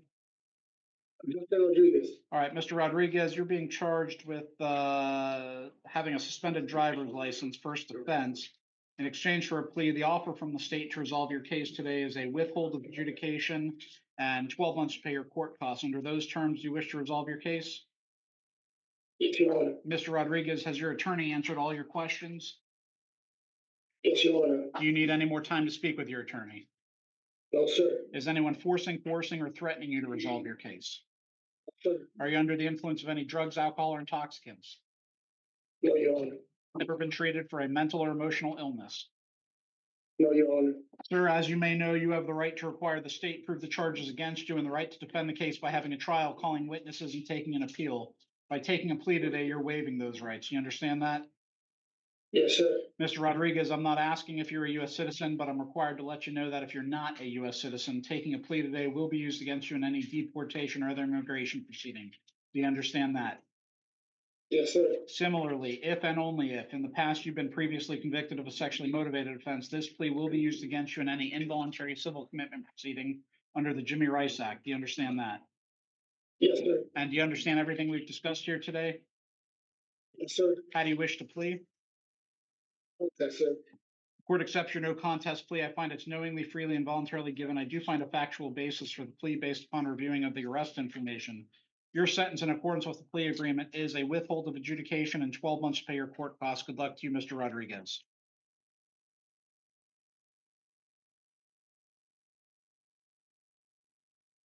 All right, page 16, we have Gene DeJuste. He's approaching, Judge Main. All right, good morning, sir. You're charged with one count possession of cannabis, 20 grams or less. The court does find probable cause. State? Your Honor, the state on this case, and that would be case number 25-3523 MM10A, is prepared to announce a no info at this time. Harmony, if you wouldn't mind, if you could prepare a disposition for this matter, please. Thank you. All right, so, sir, the state has announced a no information. You should be released today. I'll receive the disposition paperwork shortly, and I will sign that. Good luck to you, sir. Mr. Dumius. He's approaching, Judge. You need the case number?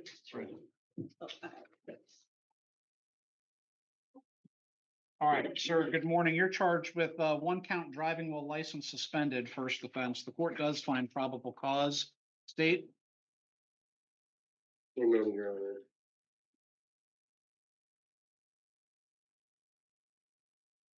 Your Honor, just asking that the bond remain in place at this time. Defense?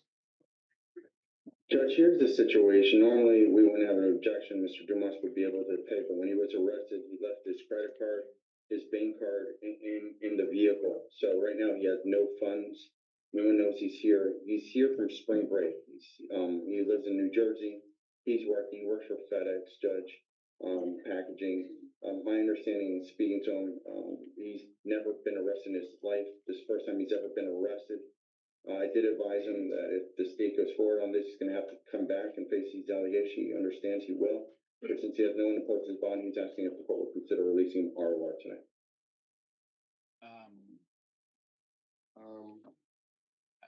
He's not, Hector, do you want to talk to him about it again? I'm sure he'll tell you, he thought you meant he's never been arrested in Florida. Because he has been arrested before.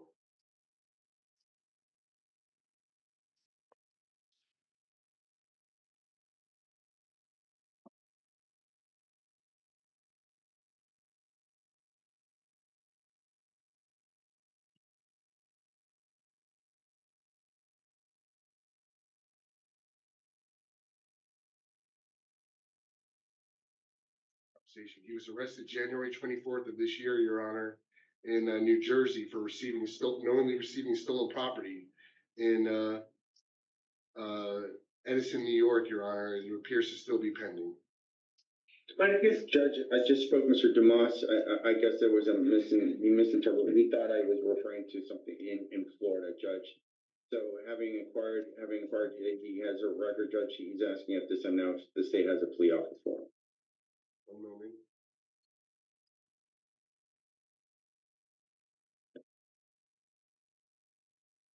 It would be a withholding court cost.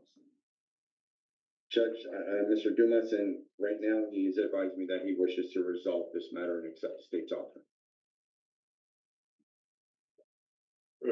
All right, sir, can you please raise your right hand? Do you swear or affirm to tell the truth, the whole truth, and nothing but the truth? Yes. You can put your hand, hand down. Please state your full name for the record. All right, sir, you've been charged with 1 count of driving while license suspended, first offense, in exchange for a plea.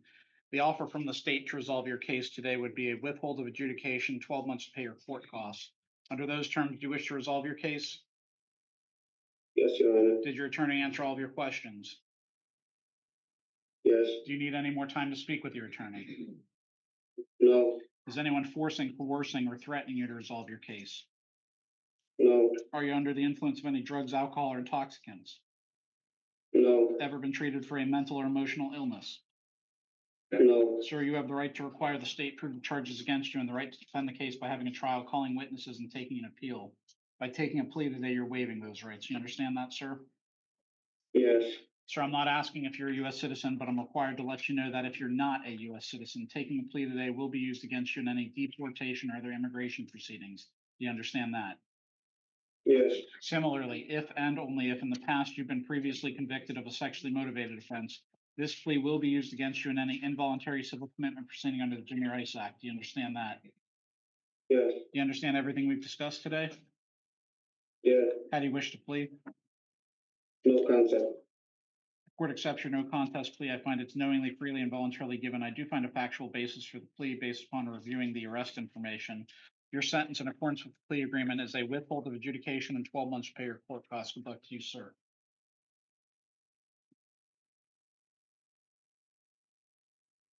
All right, now we've got Dory Kuritsky. Present here at main church. All right, sir. Good morning, Your Honor. Good morning, sir. You have a traffic KPS, driving with a suspended driver's license, first offense. The court does find probable cause. State. The offer to resolve would be a withholding court cost. Judge, after speaking to Mr. Karitzi, that's exactly what he wishes to do, resolve this matter in exchange for his no contest plea this morning.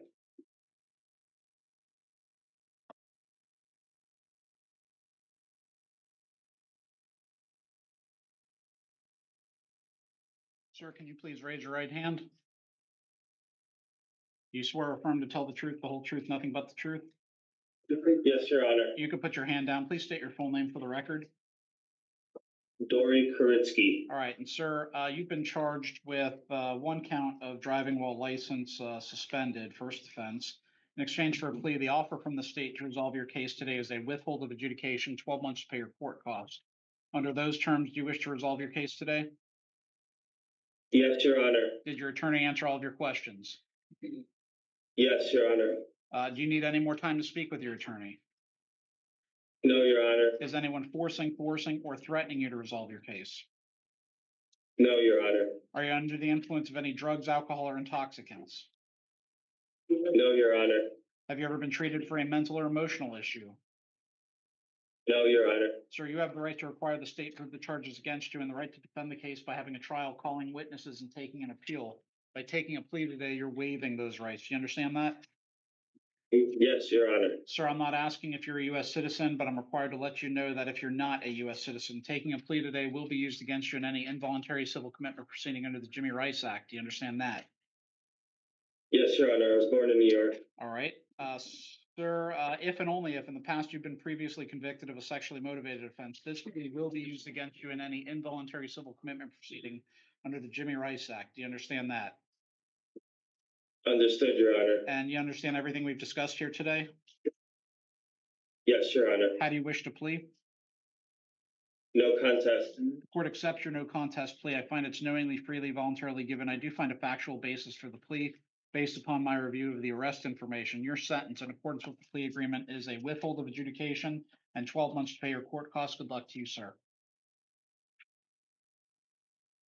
All right, Alex Guerrero. He's approaching Judge Main. And stage. Good morning, Your Honor. Good morning, sir. I mean, should this be bat Leo or just touch strike battery? No, it's battery, because, Your Honor, it's a retired law enforcement officer. Okay, all And right. he has to be engaged in his, even if he wasn't, he has to be engaged in his, Understood. All right, so, sir, you're charged with 1 count touch or strike battery. The court does find probable cause. State. one moment, Your Honor.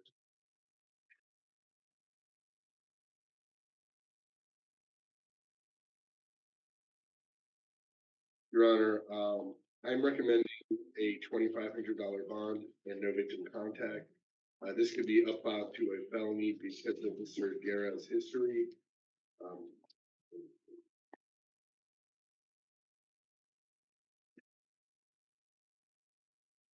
He has a 2019 prior 2 counts of aggravated assault with deadly weapon, 1 count of battery. And I would note there are at least 2 independent witnesses that the victim in this case was just assisting other individuals when Mr. Guerra allegedly battered him. All right, defense. Judge, I did speak to Mr. Guerra. I know he wanted to talk to me about the facts of the case. I did advise him nothing here is confidential. It would be more appropriate to talk to his attorney about the facts of the case. But needless to say, Judge, he's not agreeing with what happened. He wants to have his day in court to dispute these allegations. Judge, it's being Mr. Guerra. He's a lifelong resident here in South Florida. He will be coming to court to face these allegations. At this time, what you have before you is a misdemeanor offense. He works at a local warehouse, Judge. We're asking at this time for the court to consider setting a $1,000 bond on Mr. Guerra's behalf. Bond will be $1,500. I'm also ordering no victim contact. Good luck to you, sir. Thank you, Your Honor. Good luck, sir. Thank you. Mr. Alpar Farkas?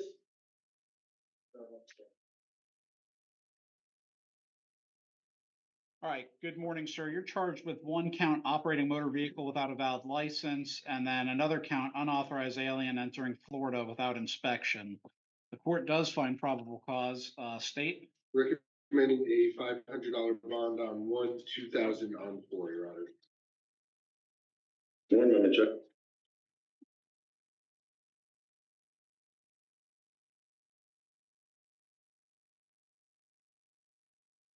Judge, no objection. Bond will be 500 on 1 and 2,000 on count 4. Good luck to you, Mr. Alpar.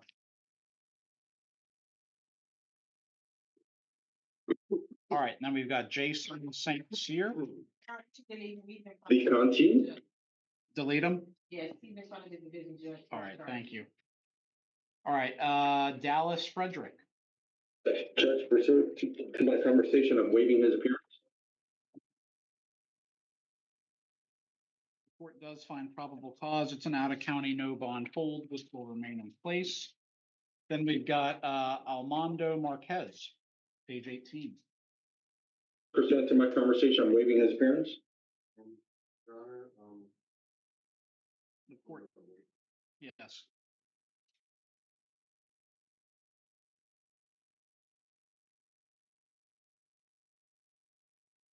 Johnson, quick question.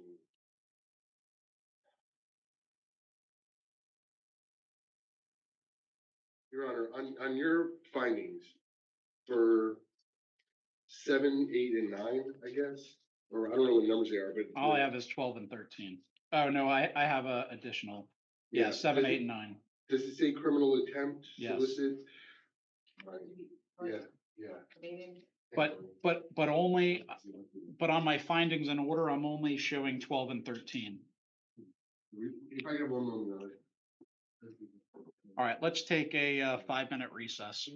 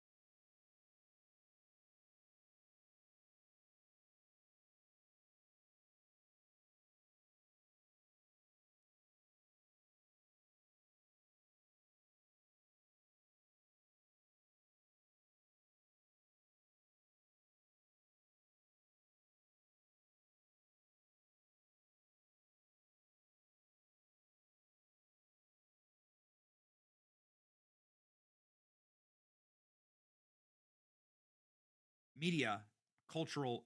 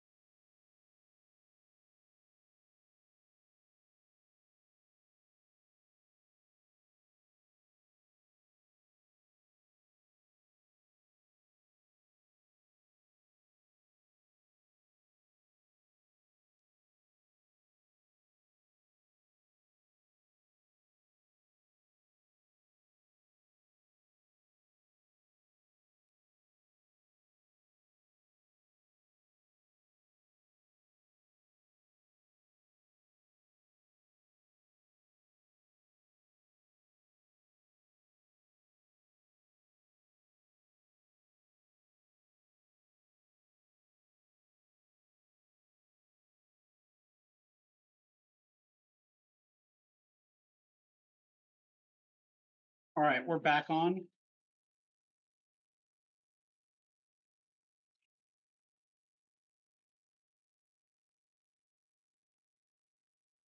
And this is on Mr. Marquez, and I think Mr. Romero said that he was waiving his appearance. That is correct, Judge. All right, state.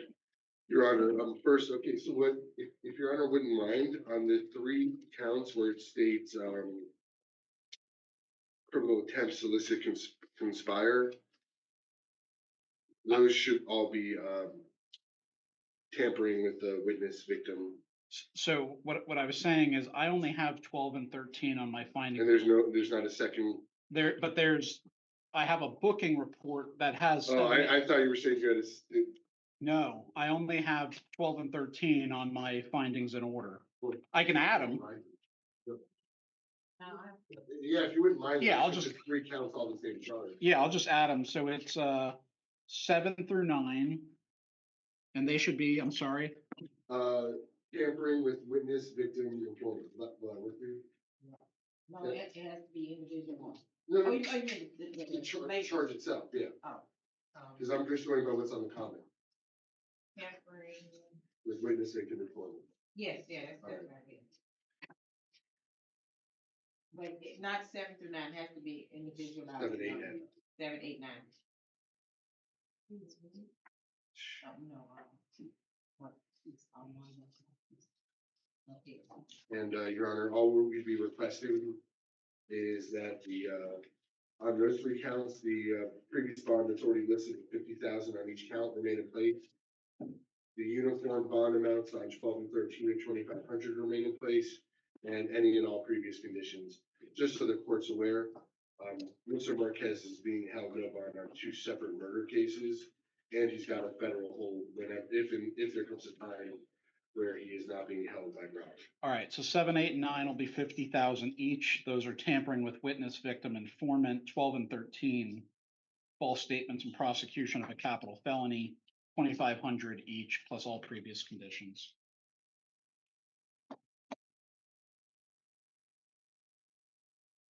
Madam Clerk, I don't remember which one this was for. On page 12, we did want to know victim contact. Okay. All right, page 18, we have Thomas Williams. Judge, I've been advised Mr. Williams is in courtroom number 5870. I'm asking if this case can be reset for tomorrow. I'd ask that it be set for this afternoon, Your Honor. All right, so I'm going to hold it here for the PM, and we'll see if he's available during the PM. Patrick Raymond, page 18. Mr. Raymond is approaching. All right, Mr. Raymond, you've got some ad charges. One is grand theft between 750 and 5,000. And the other is for retail theft, $750 or more coordinated with others. The court does find probable cause. State. Your Honor, recommending 2,500 each, no return. Your Honor, he's being held on counts 1 through 3, 8,500 each with a Nebian collateralization requirement. All right. Defense. Judge, at this time, nothing from the defense. All right, bond will be $2,500 each with an order of no return. Good luck, Mr. Raymond. Miguel Estrada.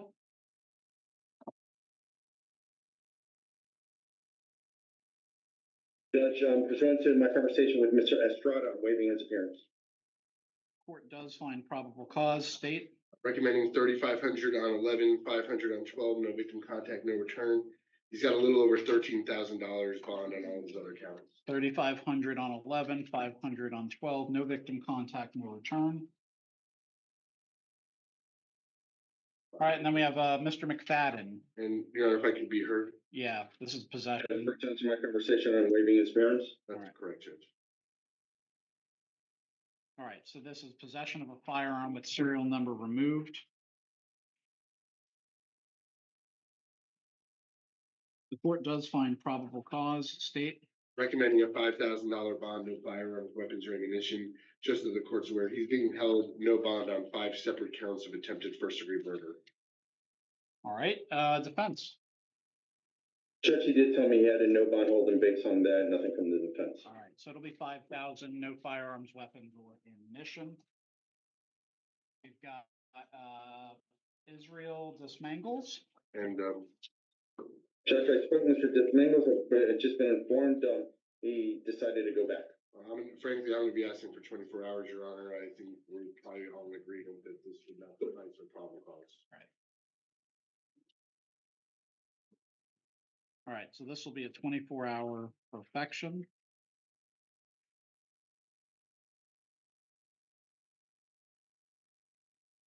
Stanley Conway, or Conway Stanley. He's approaching, Judge. Hear me? All right, Mr. Stanley, good morning, sir. You're charged with 1 count DUI, alcohol or drugs first offense, and 1 count driving while license suspended, third or subsequent offense. The court does find probable cause. State. Recommending a $500 bond on 1, 2,500 on 2, no alcohol or intoxicants, Your Honor. No objection, Judge. And I'm sorry, you said 500 on 1. I realize now, just asking that the bonds remain in place, Your Honor. They didn't. Oh, okay, and 2,500 on 2. Would have been easier that way. All right, so it'll be 500 on 1, 2,500 on 2, no alcohol, drugs, or intoxicants. Good luck, Mr. Stanley. All right, Mr. Ahmed Lewis. He's approaching, Judge. Hear me? And Your Honor, if I could be heard? Yes. On counts 1 and 2, asking that the court find probable cause for attempted burglary of a conveyance. So not armed, right? Nope.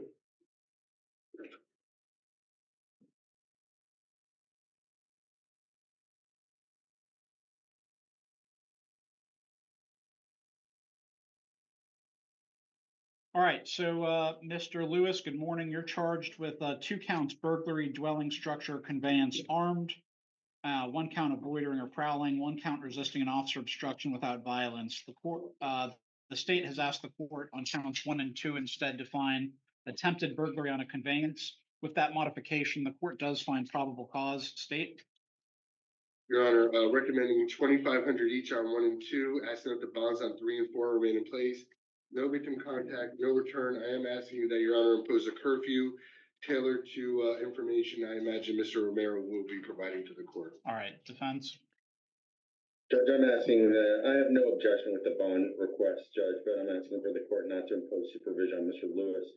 Judge, at this time, he's 18 years old, my understanding, let me ask one question. Hector, Mr. Romero, I didn't Yes, Mr. Leonard. I didn't ask for supervision. Just a curfew. Yeah, just a curfew. One moment, let me advise them what I thought was happening. Sure. One moment.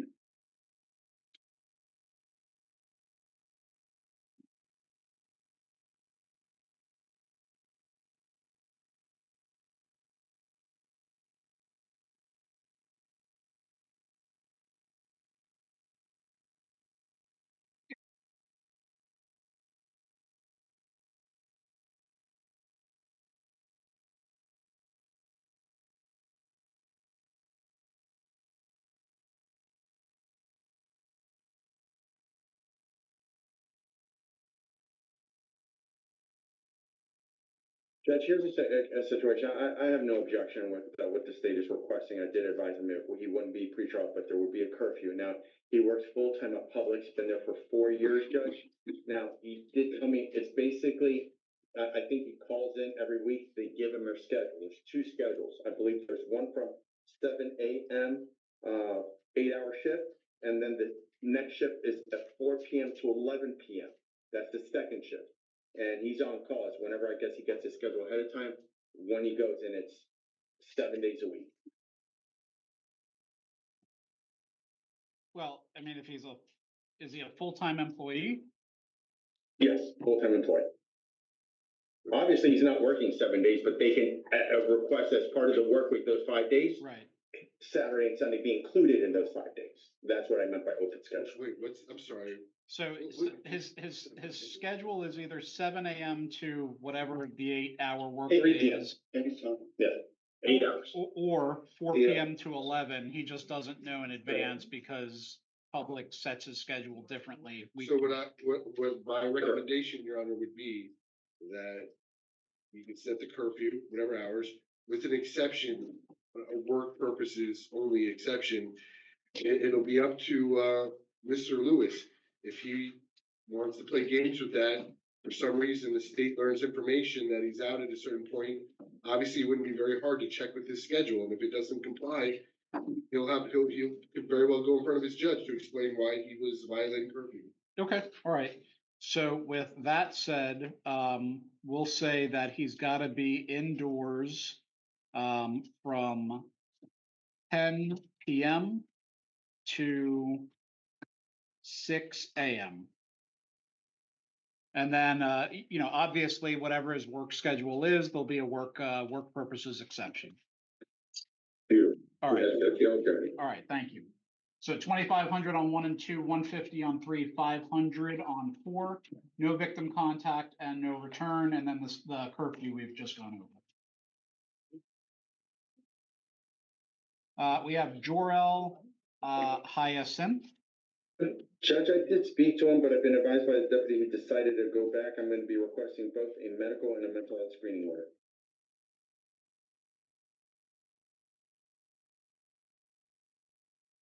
Court does find probable cause. State. Recommending a $5,000 bond, no victim contact, and order that Mr. Hyacinth may not use any Broward County transit bus until further order of the court.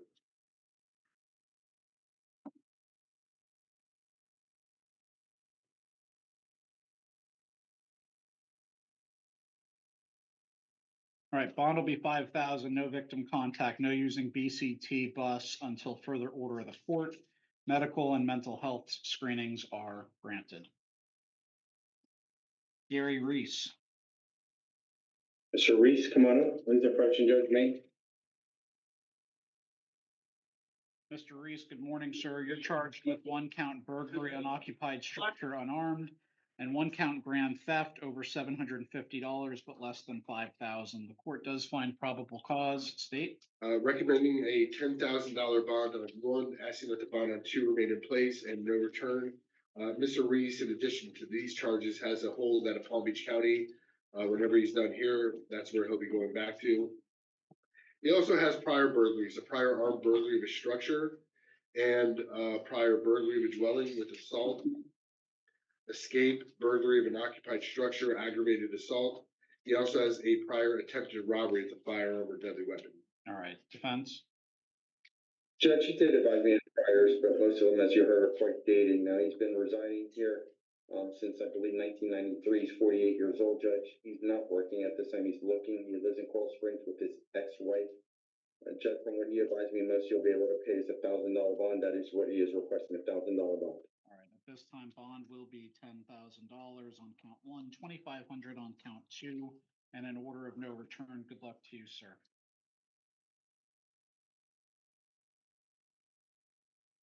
Jose Cruz.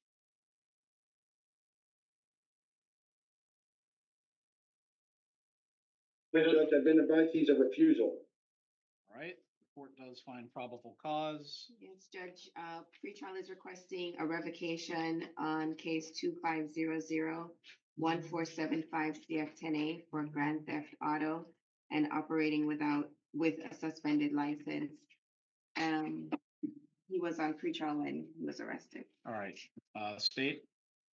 Asking that the court grant pretrial's request that he be held no bond in that matter on the new charge, recommending a $15,000 bond, no victim contact, no return.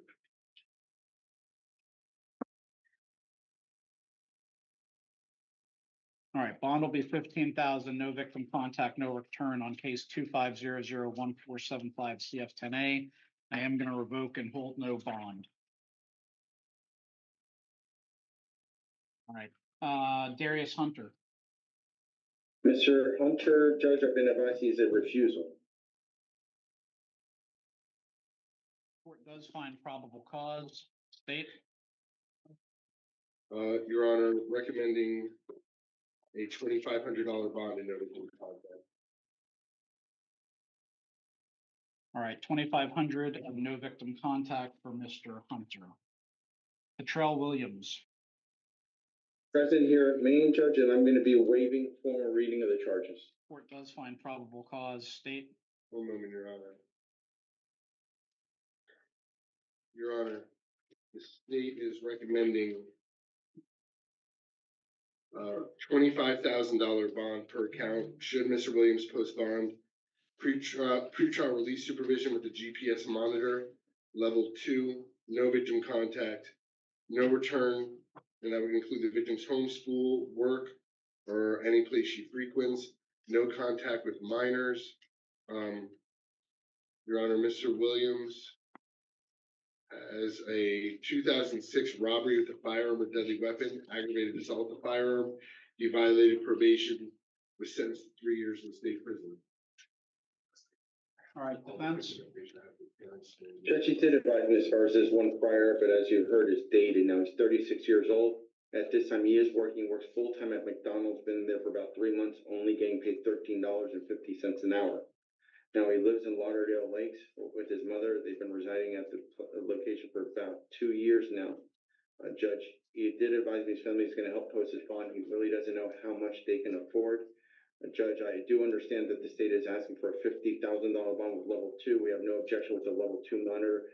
We're just asking for a more reasonable monetary bond as to counts 1 and 2, and we're requesting a mental health screening order on Mr. Williams' behalf.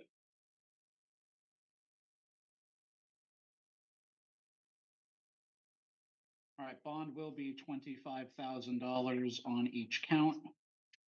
No victim contact, no contact with minors, no return to the victim's school, work, or any place she frequents. Pretrial with GPS level 2, and the mental health screening is granted. Mr. Calvin. Mr. Calvin, Judge, pursuant to my conversation, I'm waiving his appearance. Court does find probable cause. State. Recommending 1,000 on 3, ROR on 4. Defense? No, Judge. All right, so no bond holds on 1 and 2, 1,000 on 3, ROR on 4. Page 24, we have Louis Biancoli. Your Honor, if Judge he's was been advised by the deputies has been reset for the afternoon, but he advised me of private counsel, Herb Cohen. All right. Mr. Lunder, did you hear from his attorney? No, I would, no. All right, I'll put him on the PM. James Raphael. Mr. Raphael, I've been advised he's a refusal, Judge. Court does find probable cause. State. Recommending 3,500 on 1, 500 on 2, no victim contact, no return. Bond will be 3,500 on 1, 500 on 2, no victim contact, and no return. Mr. Aplis. Mr. Applis, I've been advised is a refusal, Judge. The court does find probable cause. State. Recommending ROR on 1, 500 each on 2 and 3, 1,000 on 4, no victim contact. It'll be ROR on 1, 500 on 2 and 3 each, 1,000 on 4, no victim contact. Mr. Ousley. Judge, I've been advised he is a refusal. May I hear it, please? Sure. Count 3. On count 3, yes. It's just that it looks like the requirements of count 4 were met. There's apparently an alleged threat to the officer. I didn't see anything about actually harming public servant on there. 1 moment, Your Honor. Yeah, I think he made verbal threats.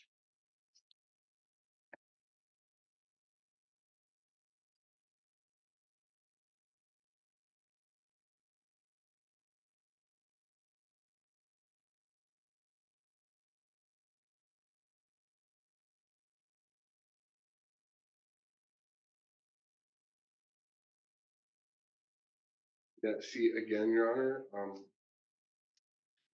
this is just, and that's why I'm looking at the statute. Yeah. That's just the language that BSO is using in their database when that statute is put in. 838.021 is corruption by threat. And where it states it is unlawful to harm or threaten to harm any public servant, his or her immediate family, or any other person with whose welfare the public servant is interested with the intent to, 1 moment, Your Honor. Well, I think you've mentioned the pertinent language.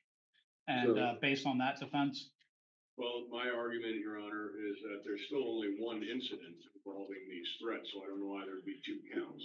There's 2 counts because 1, okay, the harming public servant has a different element, and that's what I was gonna get to in subsection A. all right. It's, the intent is to influence the performance or act or omission of that person. And that's why the deputy or the officer in the last sentence said, he made threats. He stated the reason for threatening the officer was to stop the transport, so he wouldn't go to jail. Obviously that requires the extra element of intent where there doesn't need to be an intent on count.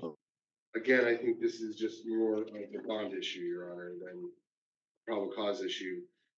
Just, as a fixer, when Mr. Steinberg was out, and I think it was Ms. Chase, I made the argument that obviously the court, and I don't think there's ever been a dispute, that you can find probable cause for DUI and DUI with an enhanced breath. All right. Based on that defense, Well, Your Honor, I'm sorry if I didn't have one. sure.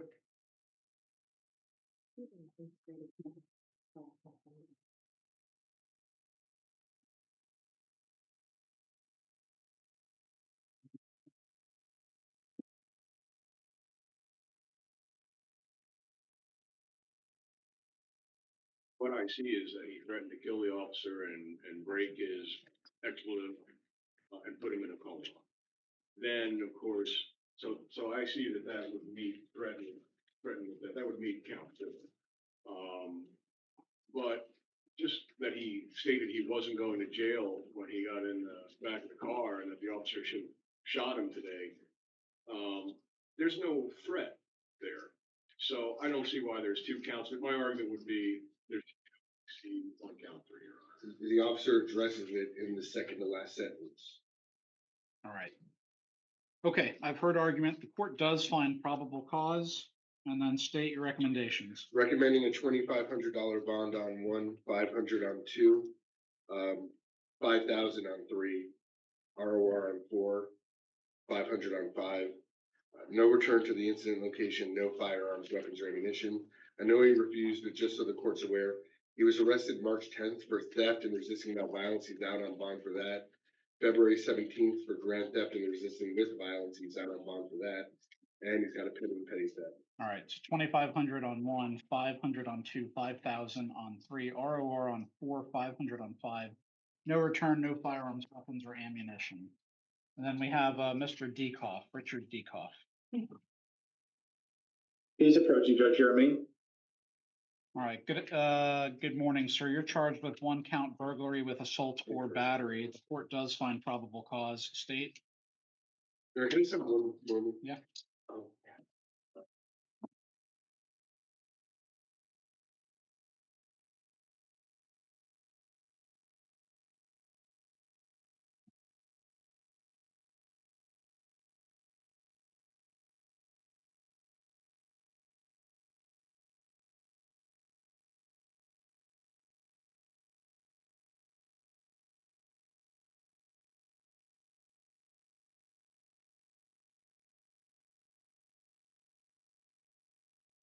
Your Honor, though the court has found probable cause on a punishable by life offense, the state is not going to be seeking a no bond hold. I spoke with the homeowner, and she advised me that she has no issue with the court setting a bond. And she actually represented that Mr. Folks doesn't either, and I believe I can rely upon that as he is a contractor doing work on her home. She's obviously had contact with him and familiar with him. That being said, Your Honor, based on the level of violence that this was someone's home and that they do live close to one another and it is a PBL, I'm recommending a $10,000 bond, no victim contact, no return to her unit, no firearms, weapons, or ammunition. One moment, Judge.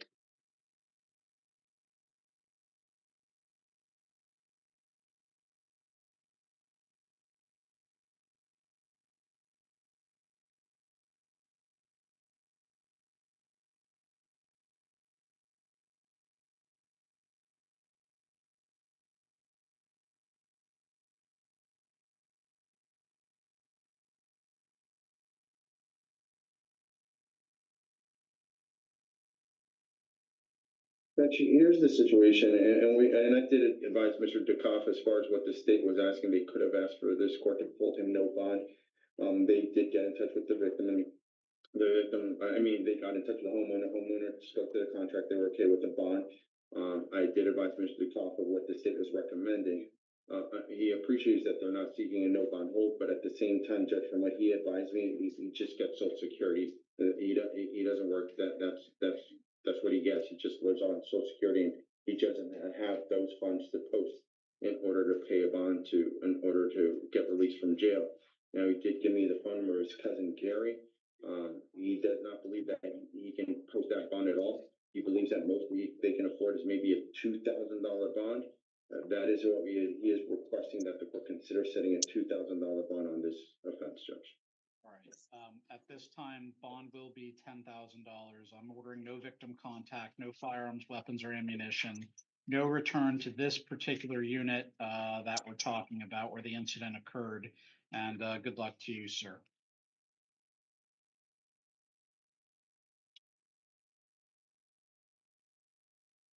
Willie Garcia. Judge, I've been advised Mr. Garcia is a refuser. Dave? Recommending 1,000 on one, ROR on 2 and 3. All right, the court does find probable cause. It'll be 1,000 on one, ROR on 2 and 3. Mr. Bellamy. Yes, present here at Maine, Judge. All right, so you're charged with 1 count aggravated battery, 1 count assault. The court does find probable cause. State. Your Honor, I'm recommending a $7,500 bond on 1, ROR on 2. No victim contact, no return, no firearms, weapons, or ammunition. Frankly, Your Honor, a lot of what the bond amount I'm recommending is based on the alleged threat he made at the time of the offense. All right, defense. Judge, I spoke to Mr. Bellamy. He's a lifelong resident here in South Florida. He works for a powder coating company that I guess powder coats gates. He's been there for about 4 months, only making $15.50 an hour. Now he lives in Lauderhill with his cousin.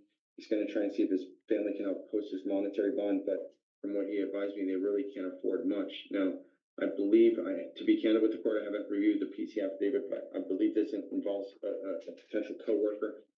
My understanding, Judge, it's being told I did advise the court's going to impose a no contact order, so you're probably going to have to find a different job. Judge financially really doesn't have much funds. At most he can maybe afford, he said, and he doesn't even know if his cousin can do that, a $5,000 bond. That is what he is requesting, or if he's got one, a $5,000 bond. All right, given the allegations, I think the $7,500 bond is very reasonable. So it'll be $7,500 on 1, ROR on 2. No victim contact, no return, no firearms, weapons, or ammunition. Good luck, sir. Mr. Washington.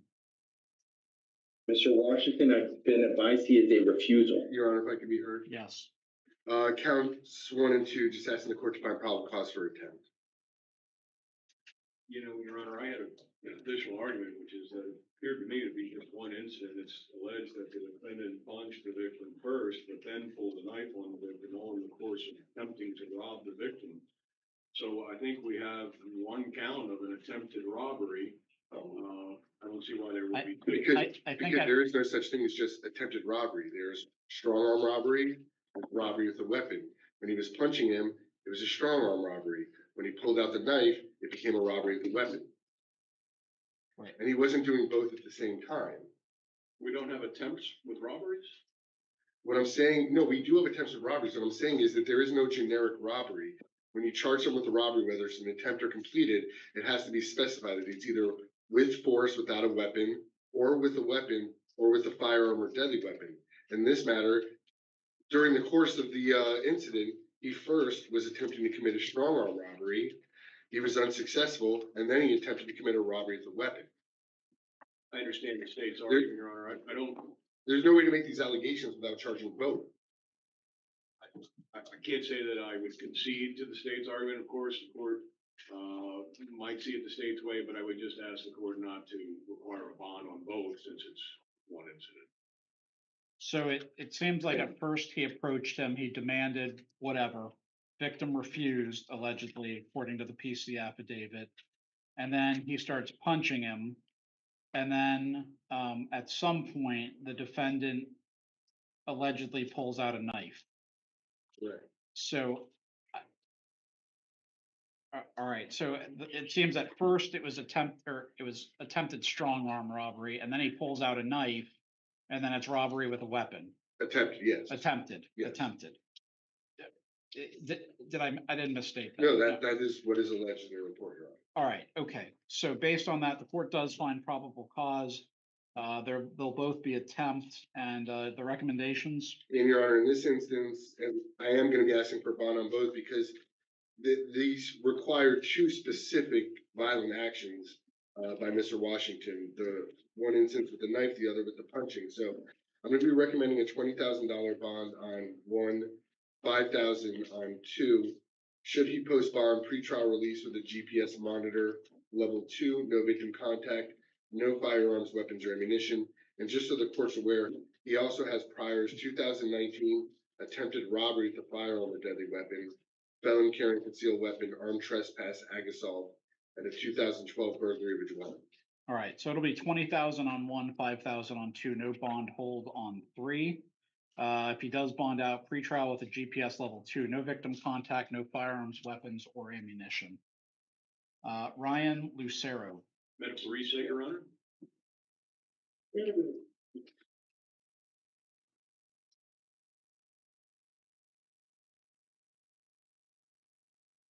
All right, then we've got Mr. Johnson. Mr. Johnson, Judge, I've been advised he's a refusal. The court does find probable cause. State. Recommending 1,000 on one, 500 on two, Judge. It'll be 1,000 on one, 500 on two, no bond hold on three. Sorry. And then Robert Mendez, and this is the other individual I thought we handled yesterday. We did, but they ad charged 948, some more 94806 VOPs. Right? Oh yeah, they were. I'm thinking, Justin. There weren't any yesterday. So we only here for the 948. Yeah. So 3 through 6. Yeah, you handled 1 and 2 yesterday when his I think his wife was here. All right, so we're just doing 3 through 6. Correct. All right, so on Robert Mendez then.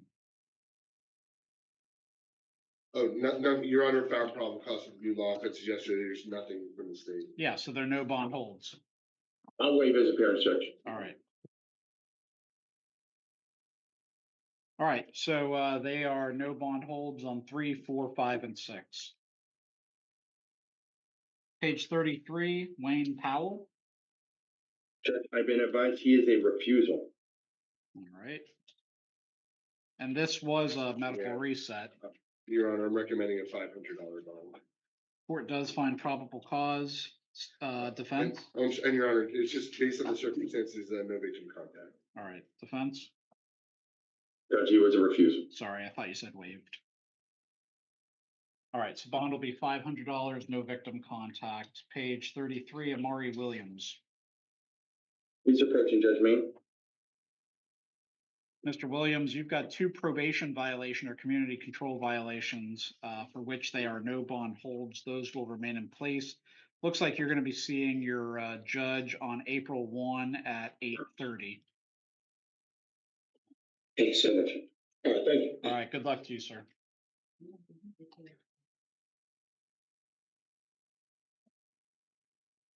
All right, then we have Reese Anglin. Your Mr. Honor, England, come on up. and Your Honor, I spoke to his attorney from Regional Conflict Counsel. Yeah. We're in agreement. He was being arraigned on this yesterday. We're in agreement, Your Honor. These are technical change of charges. There's really no impact regarding the degree of the offense. So we're in agreement to keep them at no bond at this point in time with all previous conditions. And his attorney, if and when she chooses to address the bond amounts, that will happen in division before Judge Usan. All right, so Mr. Anglin, you've got 2 counts, attempted murder on law enforcement. Based on the representation of the state, I'm going to continue holding you no bond on these, plus all previous conditions. And then your attorney, I guess, if he or she is going to make any argument, that'll be in front of Judge Usan. Good luck to you, Mr. Anglin. Page 34, Mr. Cataville. Cataville, he's North Broward MVB, Judge. He was a refusal. Refusal. Court does find probable cause. State. Your Honor, found probable cause for burglary of a structure. Originally, you set the bond at $7,500. Just asking that remain in place in all previous conditions. Bond will be $7,500 plus all prior conditions. Kevin Schellberger. Judge, I've been advised he bonded. Good.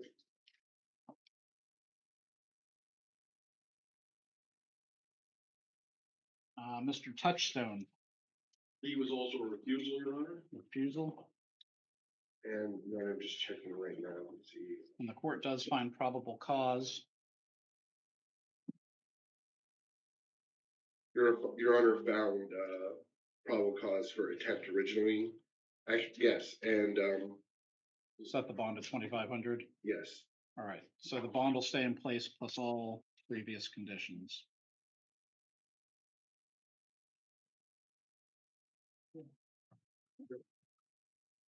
Page 35, we have Johnny Clark. Refusal as well, Your Honor. 1 moment, Your Honor. Court does find probable cause.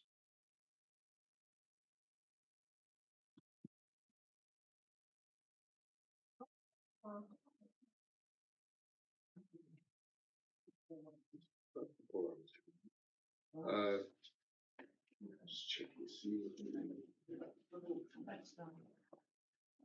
It was 35 or 25. Okay, so this, all right. Third degree. Well.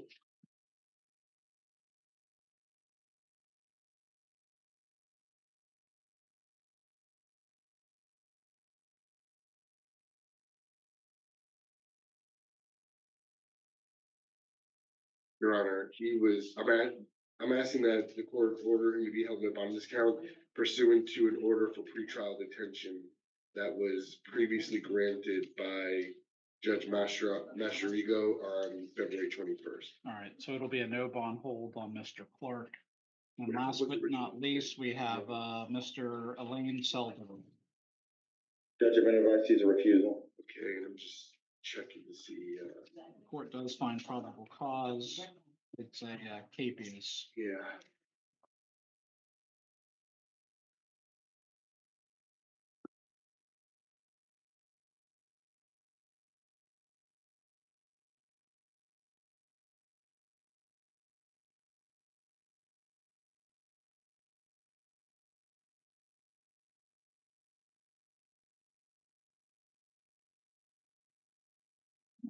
Sorry, I'm just trying to, okay. Your Honor, it's a technical change of charge. The original bond was 1,000, just asking that it stay at 1,000 in all previous conditions.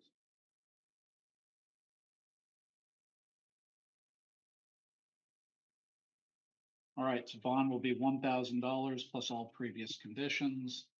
Do we have any other matters for the AM docket? If, real quick, Hector, just to let you know, when Mr. Bean Cooley comes back in the afternoon, I spoke to Herb Cohen. He's not gonna be representing him today, so. All right. No problem, thank you. All right, and then it looks like we have a fairly extensive afternoon docket. Yeah. So what time do we want to start? Hector, just to give you the heads up, I don't know if you've seen it, they've jammed a lot of cases into like 12 pages. Yeah, 1:30? I'm fine with that. That works. Everybody else good with that? Sounds good, Your All Honor. right, so we'll start at 1:30 then. Anything else we got to take care of before we take a recess? Nothing for me, Your Honor. All right, sounds good. All right, we'll be back at 1:30.